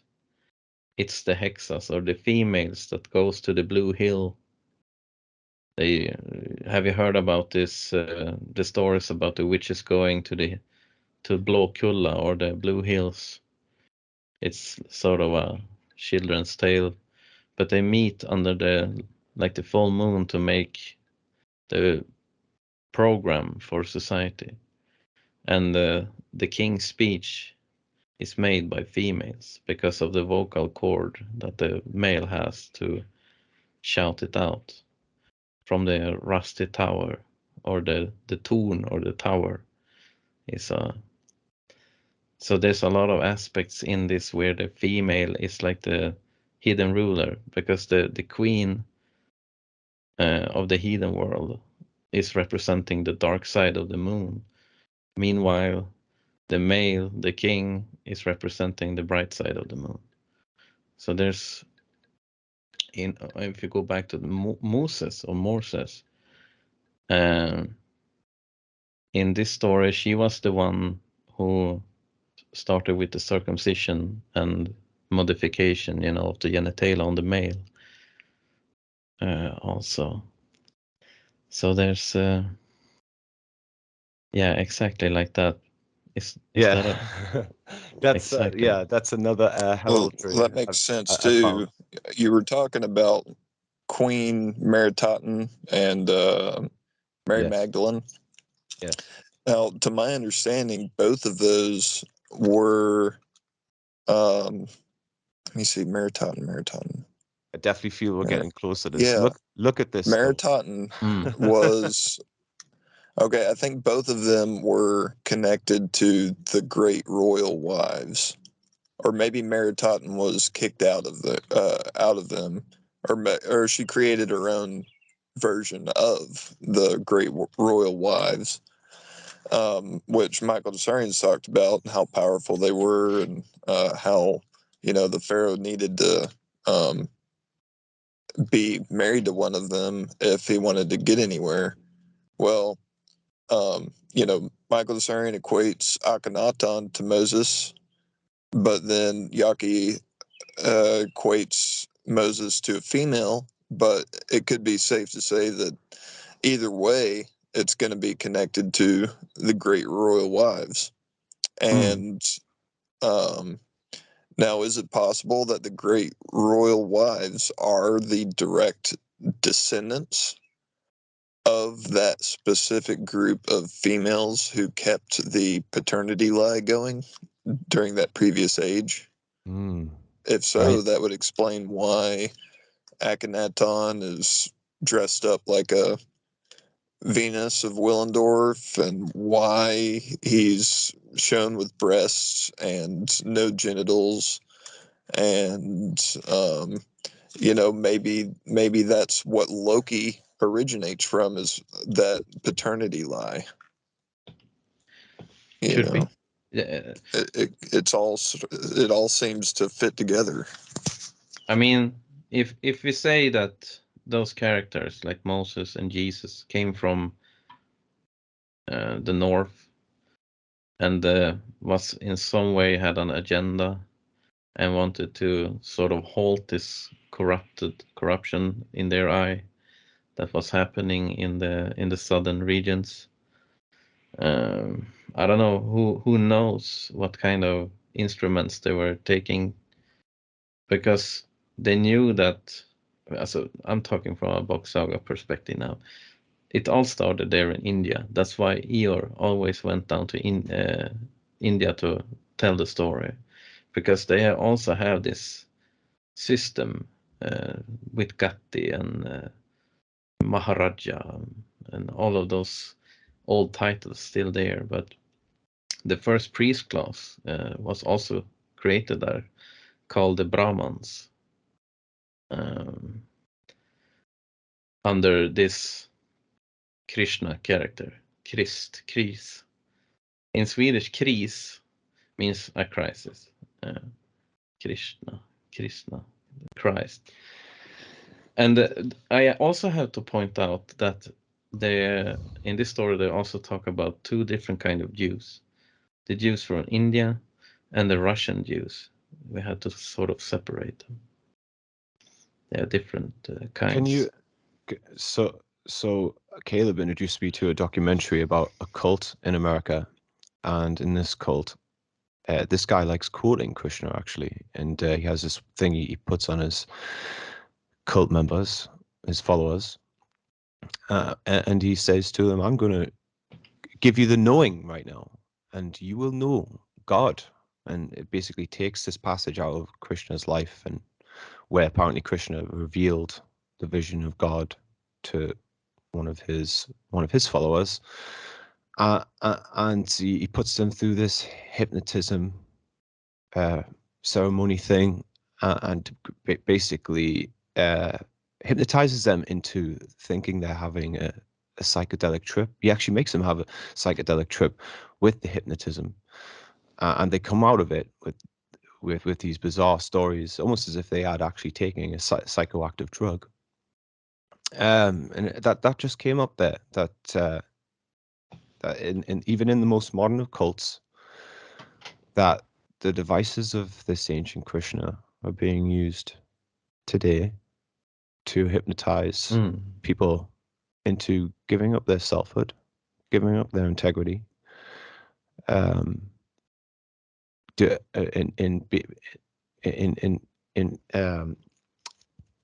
exchange for what? Servitude to a man. Well, I wouldn't even call this man I just call him a creature. He's a creature. And what cult was that called? Brahma Field or Buddha Field? Yeah, the Buddha Field. Is that right, Caleb? I can't remember now. I don't remember the cult name, but the documentary is called Holy Hell. Yeah, Holy Hell. And it's, wow, if you can stomach the first half an hour, yeah, you're better than me and Caleb, because that's all we've managed.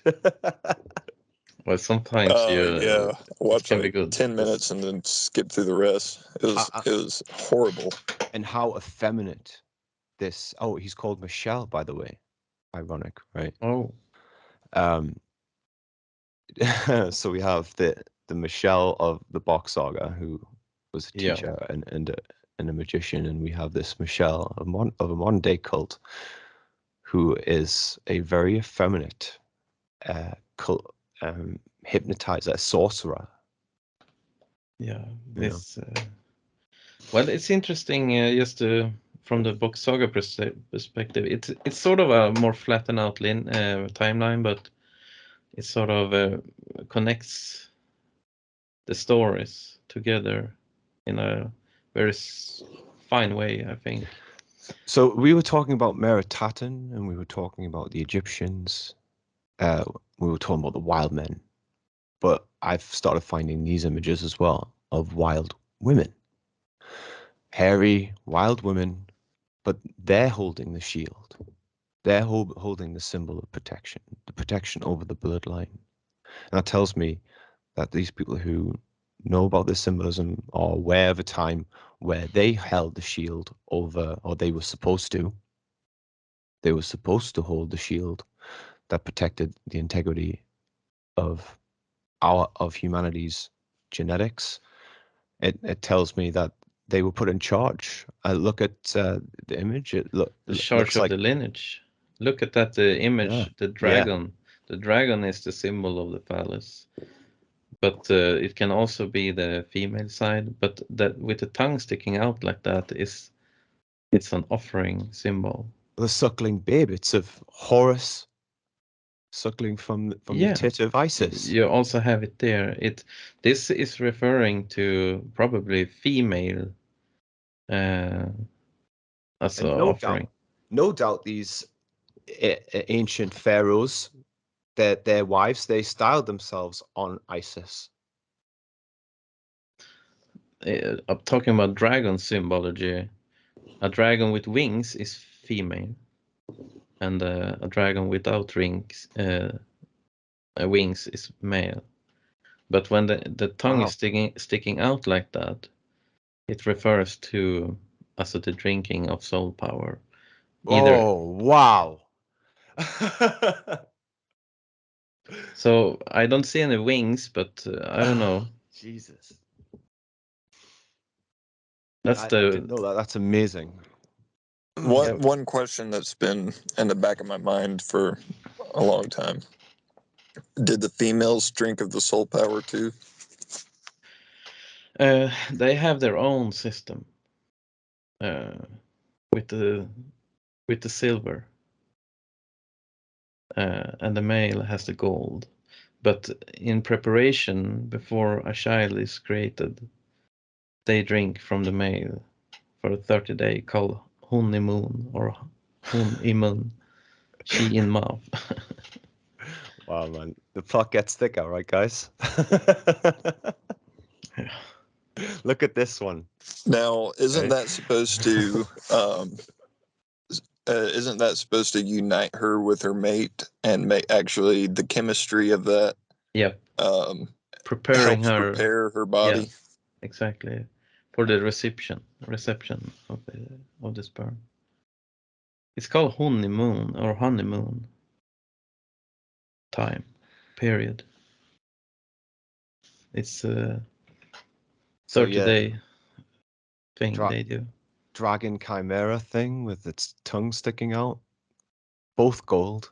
Well, that's very Ouroboros, actually. What has it got? A bock behind? It's got like a behind of a bock. With a lion's tail or something. Wow. But it's very Ouroboros, actually. It is, isn't it? Yes. It's eating its own tail, like the Midgård ormen or the Midgård serpent. That's actually a symbol of the offering heathen system. The worm that's eating its own tail. It's a system.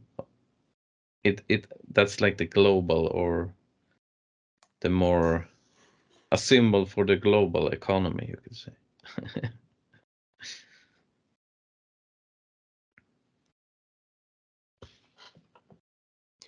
I didn't mean to bring this one up, but it's more of the same kind of theme with. I just look at these like as Adam and Eve in the garden now, with and with crowns as well. Very King Jesus looking again, and very Magdalene looking here. You have the phallus extending from his cock area. Yeah, you have the clubs down. Freya, and a H almost. Freya. Oh, H, of course. I see the H as well. For hell. It's hidden. Hidden. Very close. Hidden, yeah. Hidden. Could take some of these off. Let's have a look. Right, we'll stick with that one for now. So we see that all of this imagery is trying to make a comment on original humans, or it's at least trying to suggest. I mean, it's sort of like stamping it to give it the.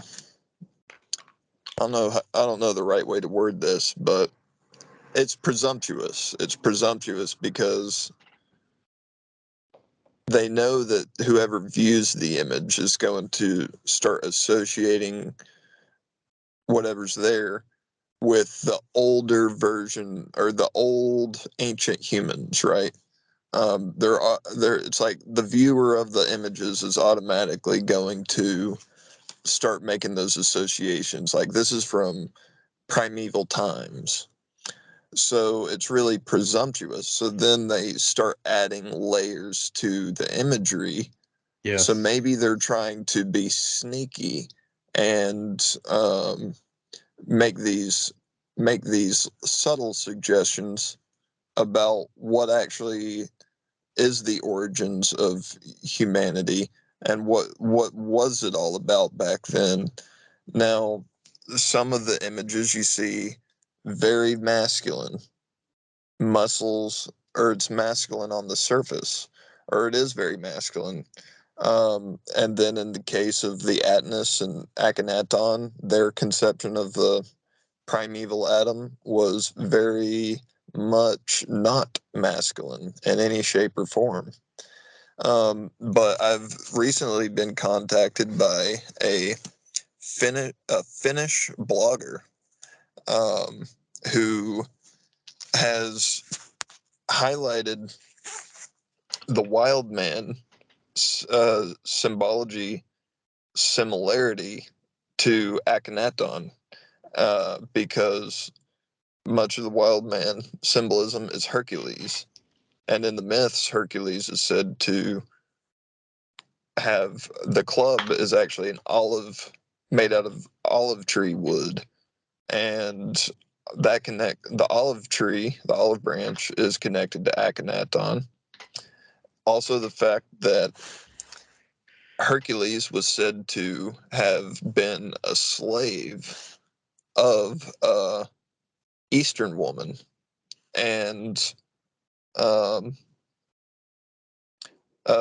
Hercules being forced to do women's work and even wear women's clothing and hold a basket of wool while Omphale and her maidens did their spinning. So there seems to also be this strain of imagery which is only masculine on the surface, but when you start peeling back the layers, there's a feminization occurring. So all of this has to be scrutinized to see if in fact the surface level interpretation is what's actually there, or if there's layers of manipulation going on. Now, if and this guy's name is Antero V, and you can find his blog on elite elite c elite esoteric symbols.blogspot.com. But that aside, I would say that I actually do like a lot of this wild man imagery, and I'm not necessarily convinced that all of it is anti-masculine. It seems like he may be suggesting that it's only masculine on the surface, but once you peel it back, it's connecting to all of this atonism stuff.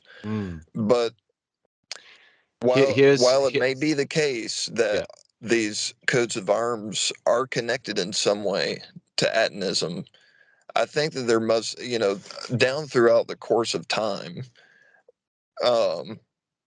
these atonist branch-offs, who can in fact trace their lineage to atonism, didn't necessarily stick with Akhenaton's way of viewing the world, or I think there's been a lot of changes in these branch-offs, so when we're looking at some of these images that are more masculine, I would say that maybe they did head more in a masculine direction than their other cousins, who might still be playing the game of making a mockery of masculinity in a subtle way. You know what I mean? Yeah, a comment on heraldry. What I noticed is that the language of heraldry, especially coat of arms and those, like the powerhouses or the ones that are representing the symbolism, for example, in Sweden with their coat of arms, and they go to wars not to like include a leopard into their shield. It's so important to keep their heraldry. It's almost like an unwritten rule that if something is conquered on their territory, or it's sort of a written rule that it goes into the heraldry. If you, for example, your son marry in the Danish princess, what do you call it? Princess, yeah, for example, and you don't want that. And I have seen that when I study like 1500 Swedish history also, that they fucking go to war not to include stuff into their heraldry, for example. So it's a very sacred thing on either side, it seems, the symbology and heraldry since old. That is phenomenal. Yeah. I'm so glad you said that. It has to be emphasized.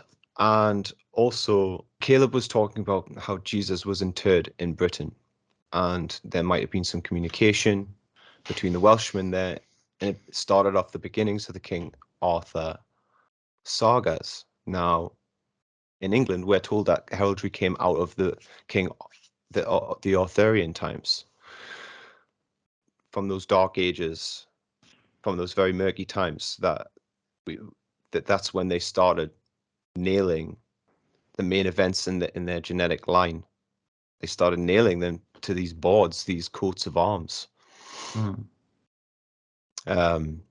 So I'm really glad that Caleb brought up the olive branch, and I have that on the screen right now. And I have a theory that this Wildman heraldry, it could be mockery, partially could be. I mean, you look at some of these images, and yes, partially it could be, but we also looked at the image of the wild man with the tree, and I think that was a very respectful image. I thought it told you a lot about the culture of the people.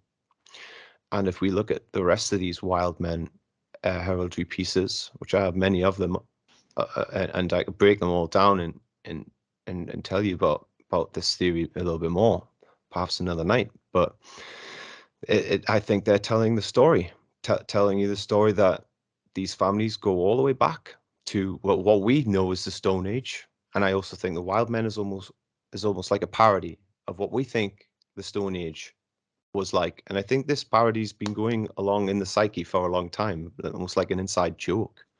Like, oh yeah, we herald from the Stone Age people, ha ha ha, you know.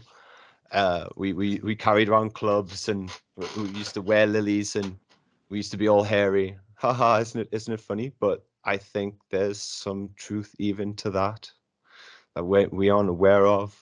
We aren't aware of the size of these people. We aren't aware of we aren't aware of so many things. Caleb likes to bring up gravity a lot. But I don't think we know what gravity was like back then. So we don't know how much these people could lift. We don't know what stones they could lift up and stuff that we couldn't even think about lifting up today. Just little things like that. We don't know. It's a different technology, you could say. Yeah. But I have to add this also when you're studying like heraldry.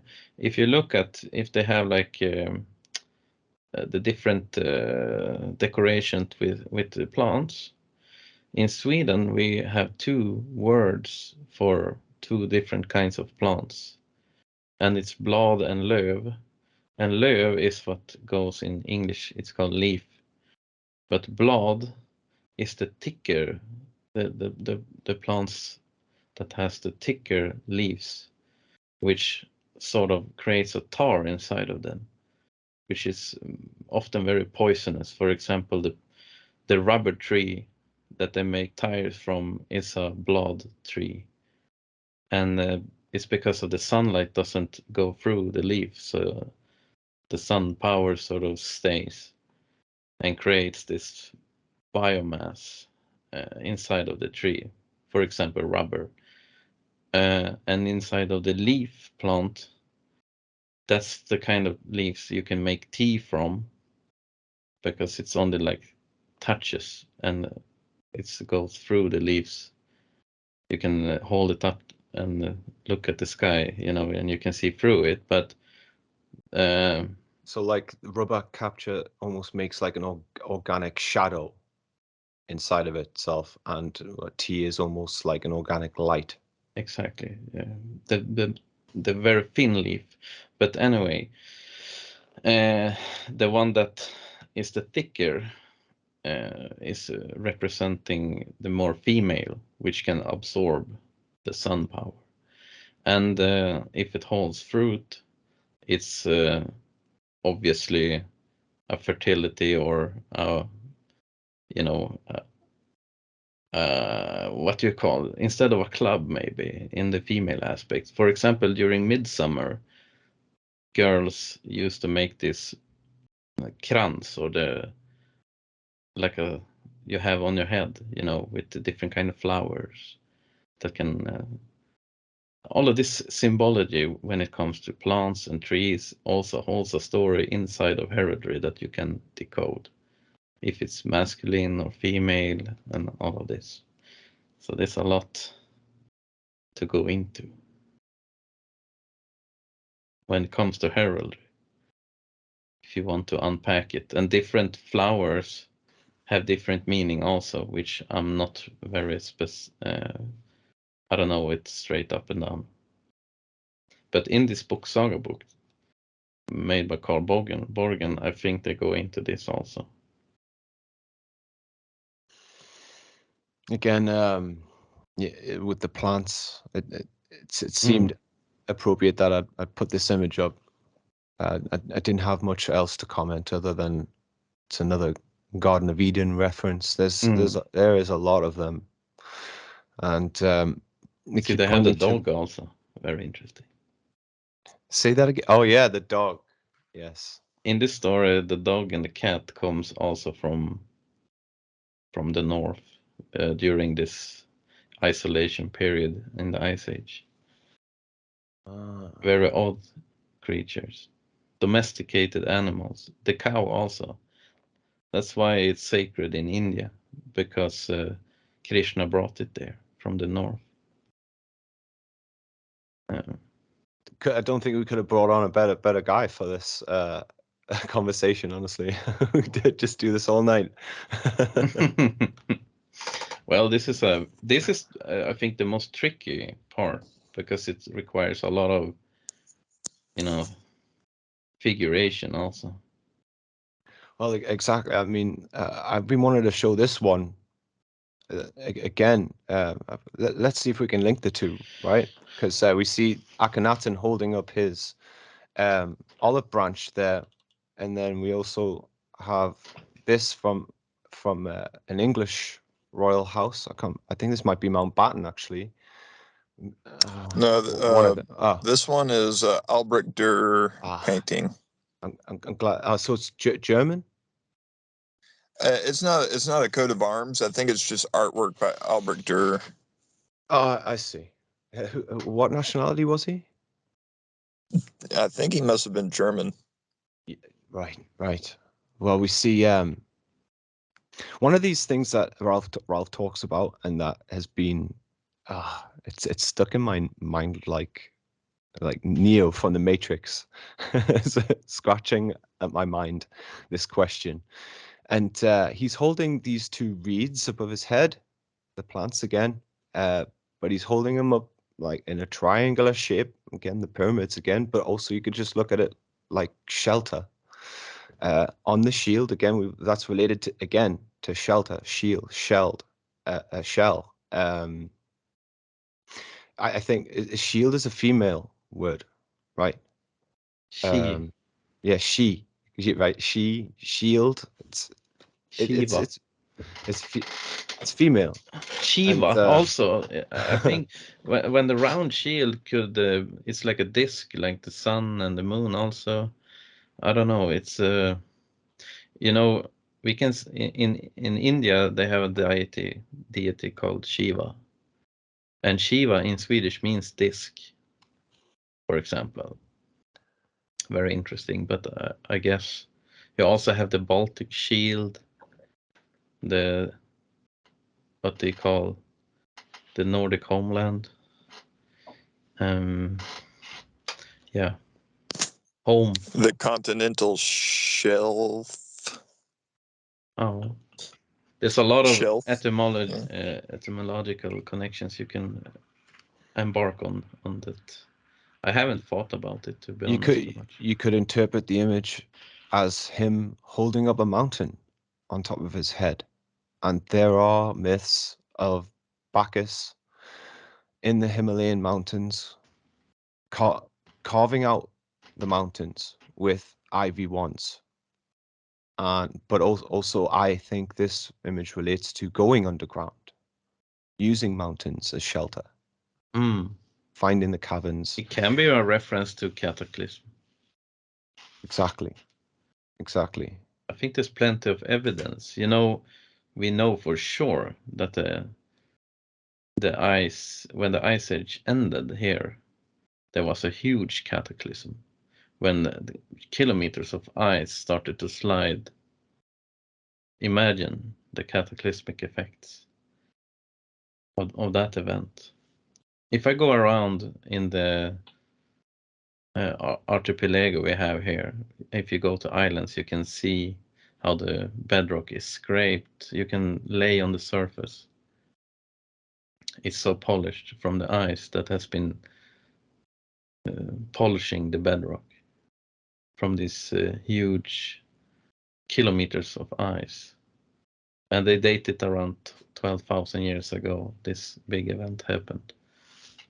And I have the evidence right under me that something really big. And we have, you know, they say that the water is gonna rise, but our landmass here rise even quicker due to the intensive force that the bedrock has been pressured, you know, down.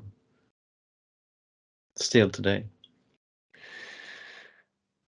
In the Bock Saga, it tells of great cataclysms, doesn't it?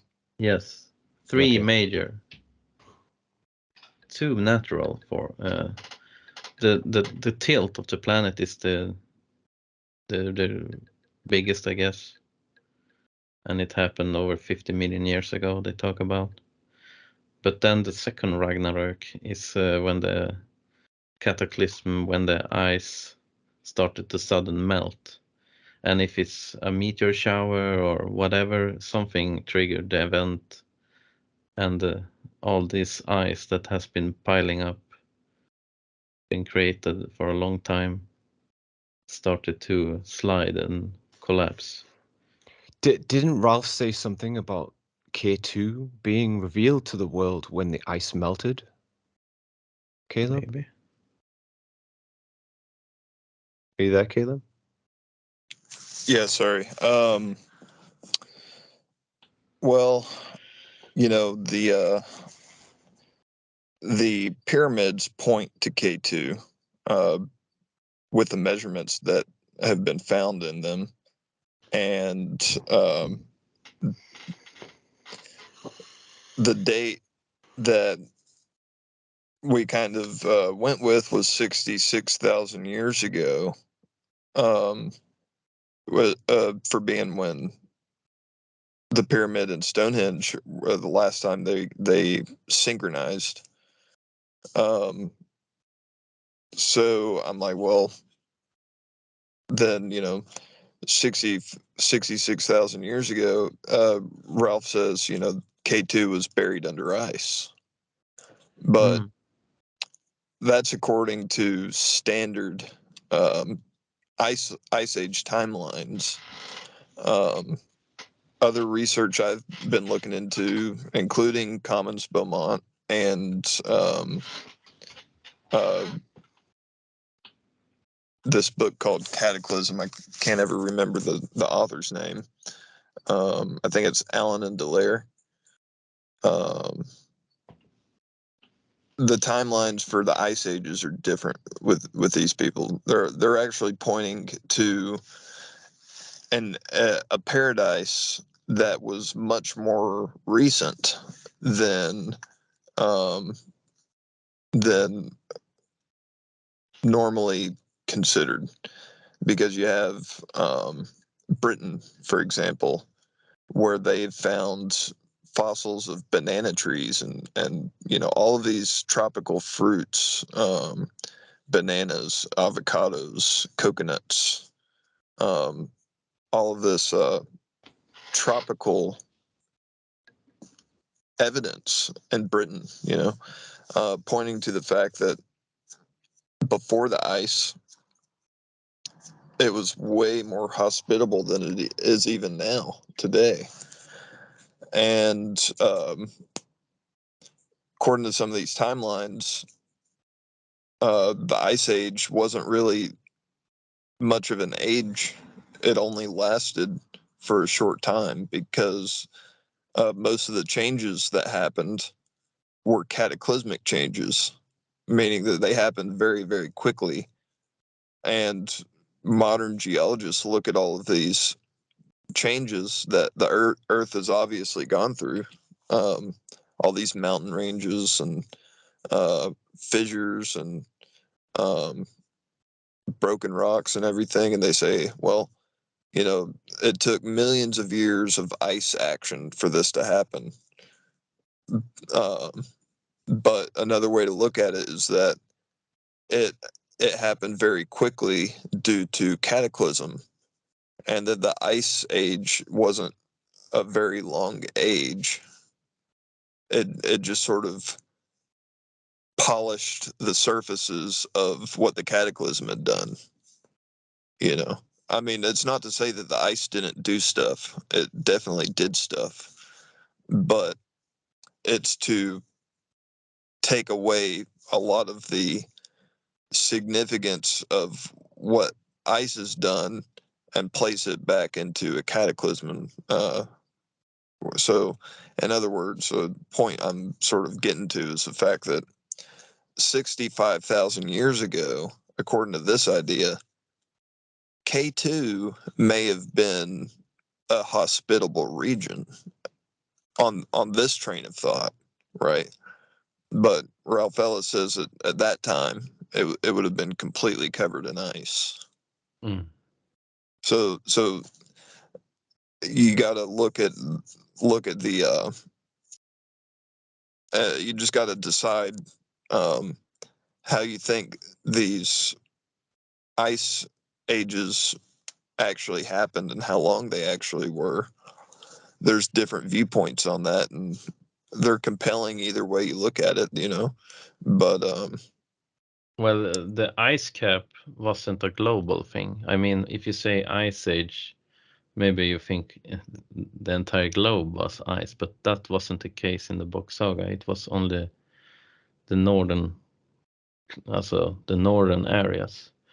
I don't know exactly where they draw the line, but I think Ralph said the line was somewhere in Britain, right? Because didn't he say like Scotland? Yeah, The because line he reached said that Wiltshire, they he were. said. He said they were able to build Stonehenge and these other megaliths because it was safe from the ice. But when you get up further north into like Scotland, you don't find stone circles that are quite as ancient because it would have still been covered up with ice. because even though it's ice, the Gulf Stream, like they talk about, made this kind of knot inside the Bay of Finland where St. Petersburg is now. So it kind of turned there. So warm water were heating up a certain area inside of this ice, so where people survived and could live. But I wonder where the Gulf Stream, if it has been passing like the British Isles or maybe Ireland or Scotland. I'm not really sure, but to say if it was like ice-free zones, this is a. But did I answer your question about the K2 thing? Novocastrian. I said, would you care to comment on it? And I think you did. So are you guys are seeing this image, aren't you? Yes. Okay, so this image is of a piece of artwork from the family of Mountbatten, a royal family of Britain. And if you notice about the name Mountbatten, well, there's a wild man. He's using a tree as a bat, and he's surrounded by mountains. I think the name Mountbatten refers to the wild men. I think also that as the Ice Age retreated, this is what this image is telling me, that and the people who are around those areas who were probably praying to the gods with staffs and rods, probably chanting and dancing, perhaps even in a Reichian way, as me and Caleb have went into, as Reich proved that you can affect the weather with your emotions, and get a group of people together with rods, and you know how to wave them around in a certain way, collect Ogon in the sky, create rain, create a different climate. It would have seemed as if you were actually melting the ice and cleaving the mountain out of the ice. And I think this is this kind of thing that came when I meditate on this image. What else do I see? I see two pillars, and also images of Hercules are always with him wielding a club. But Hercules was also, there was a myth of Hercules where he split a mountain into two pillars. I think all these things are connected. I don't quite have the narrative straight yet in my head. It's all sort of coming to me in threads, and I'm trying to weave them into this tapestry of narrative. Do you see what I'm seeing here as well? Oh, if it's all part of one overarching story, and each of these families is telling their own part of the story through this heraldry, exactly, then they're basically having a conversation amongst each other right out there in the open. And most of us aren't going to really see what's going on, but when they design their heraldry and display it, they know that the other families out there are going to see it. So it's like they're having this conversation right there out in the open. Look, this is from the Mountbattens, but going back to the beginning of this conversation, what we were talking about wild men lifting up trees and planting new ones and creating new strains of tree, and he's holding a tree in his hand.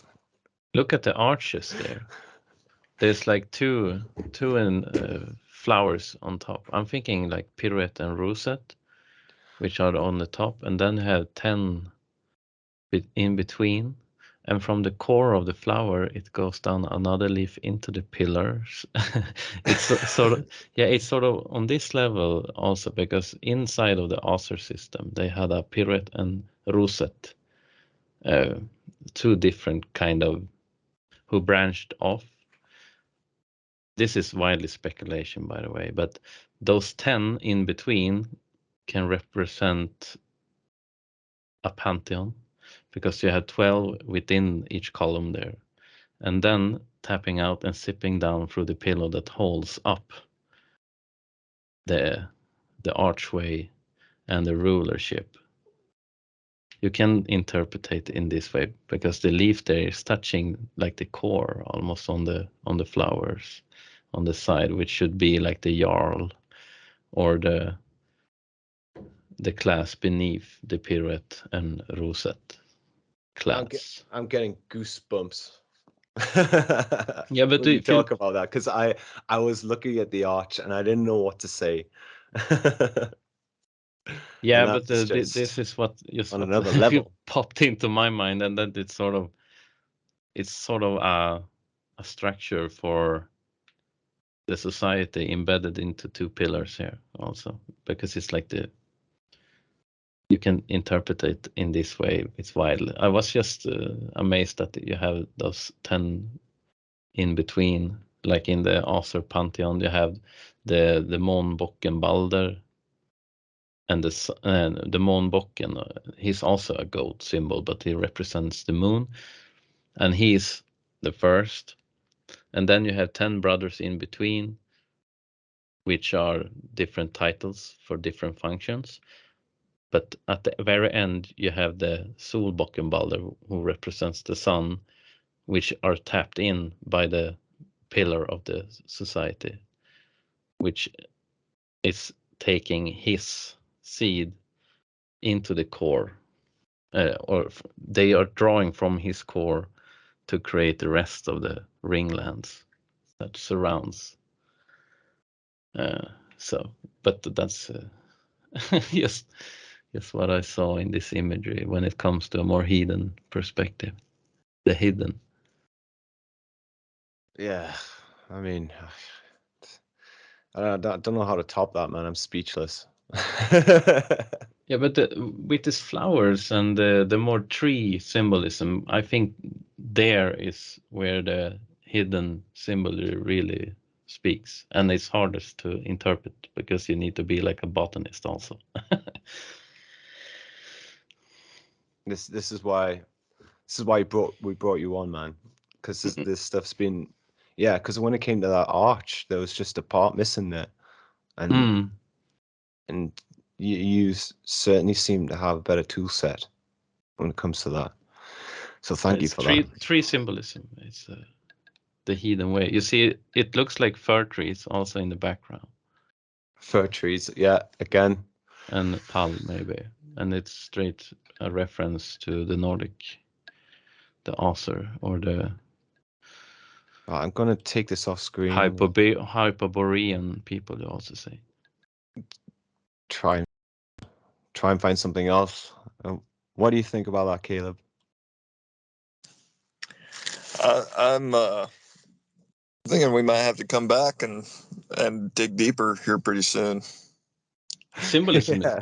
I can also contribute with some image from Sweden, maybe some rune stones, and so we can go through also at some point. That'd be fantastic. Yeah. If this is where we want to leave it, I'm sure. I've had goosebumps, especially when we've been getting into some of these topics, and it's been really exciting. We should definitely come back to this when we've for sure had a chance to digest all this. Yeah, this one's been good. Yeah, I think it's this was a really good ride also. I mean, it's a very, for us who are interested in symbolism and that side, I think it's the most what takes a lot of time, and also you need so many reference points to decode symbolism. It's like the old way when they were using like runes or symbols or glyphs, like hieroglyphs in Egypt. I think even the Chinese have a sort of similar system where one glyph holds an entire story. And then you need thousands of associations instead of this writing where you just read and read and read and read. But now when you work with symbolism, you need to actually use your own brain and attach what do you call reference points. So it's a heavy job, but it's really fun. Something I've been Yeah. thinking about for next time, where man lost his way, and I've been thinking about something that was brought up the other night in the discussion me and Caleb have been talking about, and in it we talk about this Bacchic state that certain people were looking for when they went to these sacred mountains up in the Himalayas and in other places. The same sort of Bacchic state that seems to be sought out by these cave cults, like the Hellfire Club, who used to reside in the Hellfire Caves in Wycombe in England, and very strange cave carvings in there, very strange ceremonies, like we've been talking about with bodily fluids and other things.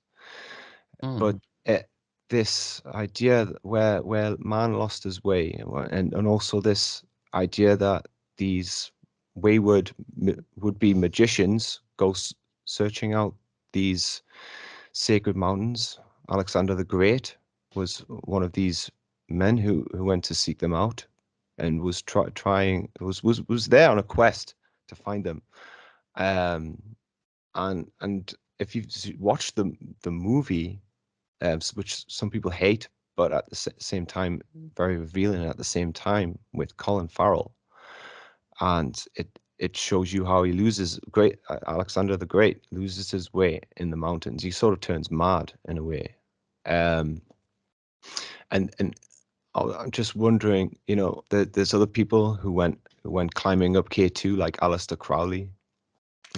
Famously, there were a few people who died on the same trip as well, that some people have speculated were sacrificial murders, and that he was seeking out a certain, like a state, like, I don't know, like a trance-like state, some kind of primordial state of mind, that when you climb one of these mountains, these ancient mountains, that some other force from another world is going to contact you, possess you, teach you things that other people, the humanity, aren't privy to. And maybe, I don't know, we can get into that next time, but that's just something to leave us thinking about rather than just saying goodbye.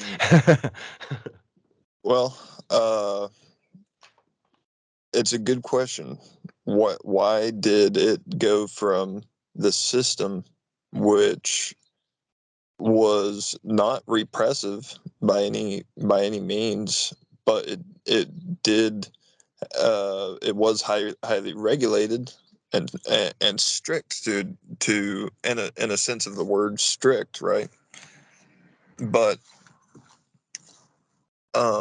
was it had an order, why but it was designed for the integrity and the strength and the health of humanity. So why was that abandoned in favor of this utterly destructive, hedonistic path? If you look at Tolkien, he talk in the Silmarillion, he talks about, he addresses the question of why or how did man lose his way, but it wasn't man, it was the sort of elder gods, I guess, or however you want to call it in the Tolkien mythology. But his comment on that was that before the fall, things were in order and things were working, but it was just extremely slow. And I guess the first one to fall from the order was Morgoth, who later on, that's where Sauron came from later on. But it was the idea that the way things had been set up from creation was just felt as being too slow, and then even later, that's how the dwarfs got created.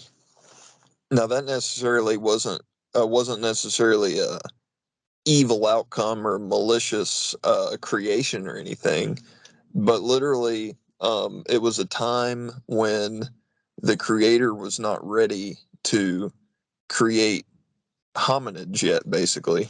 I don't think Tolkien used the word hominids, but it was basically the creation of man was not supposed to take place yet. It was supposed to be later. But some of the gods, were really feeling eager to get on with creation. So they decided to sort of pull the trigger on the creation event, and they created dwarfs. And that's the reason they were dwarfs, is because it didn't come out right. It was supposed to be man, but it came out as a dwarf. And then I guess the head god found out about it and said, I told you, it wasn't time yet. So it's a interesting train of thought that Tolkien had. Yes. Is that some of these the reason why things happened could have just been attributed to somebody at some point just felt that things were moving too slow, so they just went ahead with it, to the ultimate detriment of creation. And the industry part is very. I think he actually was all over this Kalevala and had a lot of influences coming out from Finland with historic creation also.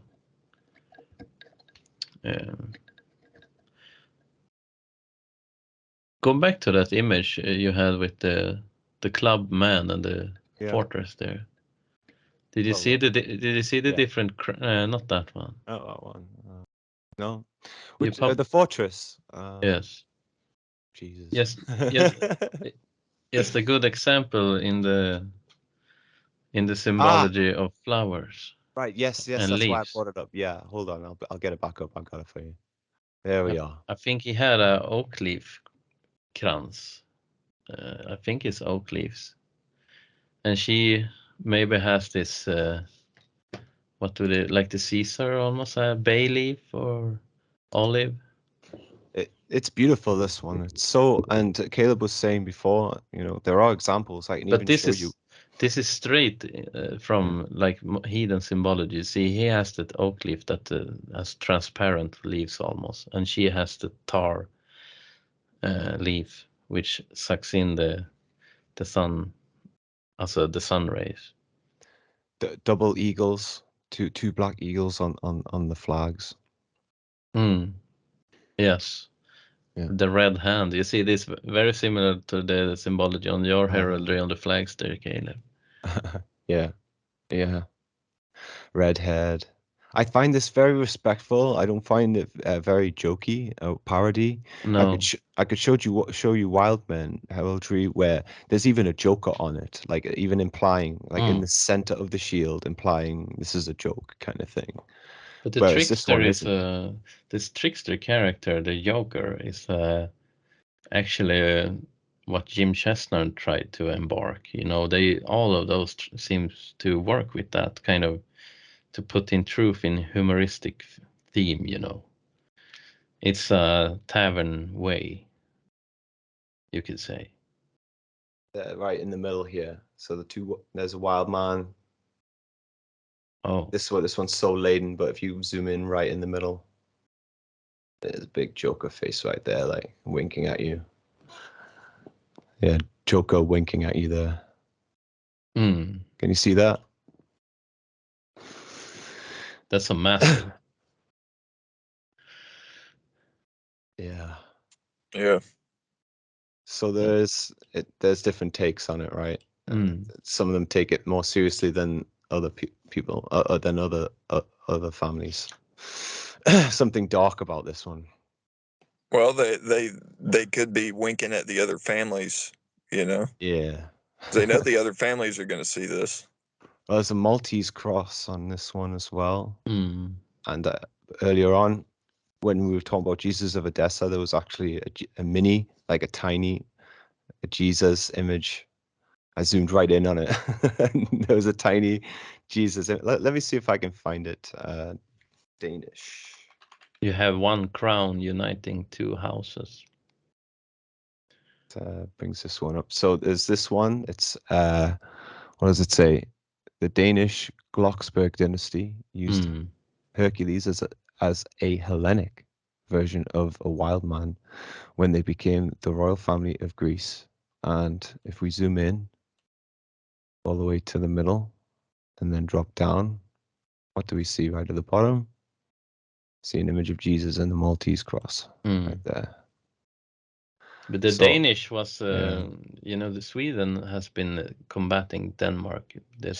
Has been a huge Danish hate because via the Catholic Church they control Sweden from Denmark actually, and you see they have the lion around their waist, like almost dead, and the lion, the kings, the Vasa kings at least, they have the lion in their crest.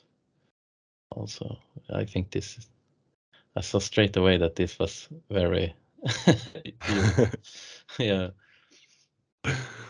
Oh God, There's a lot to go into. Yeah, we could we could stay here all night. Like I said, there's a lot of winks and nods.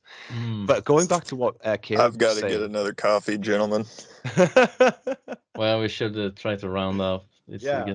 But go, just to round off what you were saying about Lord of the Rings, Caleb, is Gandalf went up the mountain, didn't he? And he fought Balrog, and he almost didn't make it back. And I guess the assumption is that other wizards went up there and battled the Balrog, and they didn't make it back. And even Gandalf was changed irrevocably from then on, as he went from Gandalf the Grey to Gandalf the White. And as we know, the Gandalf was based on a Finnish tale. What was his name again? Väinämöinen. Yeah. Back to wizards and mountains again. The old wise one. Yeah. All right. Well, now maybe we can leave it there, I think. Yeah. Yeah. And for the next time. Yeah. So nice talking to you guys. Yeah, it's been great. It's been fantastic. I really feel like we made some major headway. Good. No, not only that, I feel like this is revelatory. Pure eureka moments, really. Let's continue with this symbology trail we're on, I think, next time also. I can't wait. Okay, good. I will bring some. Looking forward to it. Excellent. All right. Got a big smile on my face, guys. Same here. Cheers. Right. Have a good night then. I'll see you next time, yeah? Yeah, good night. All right. Good night.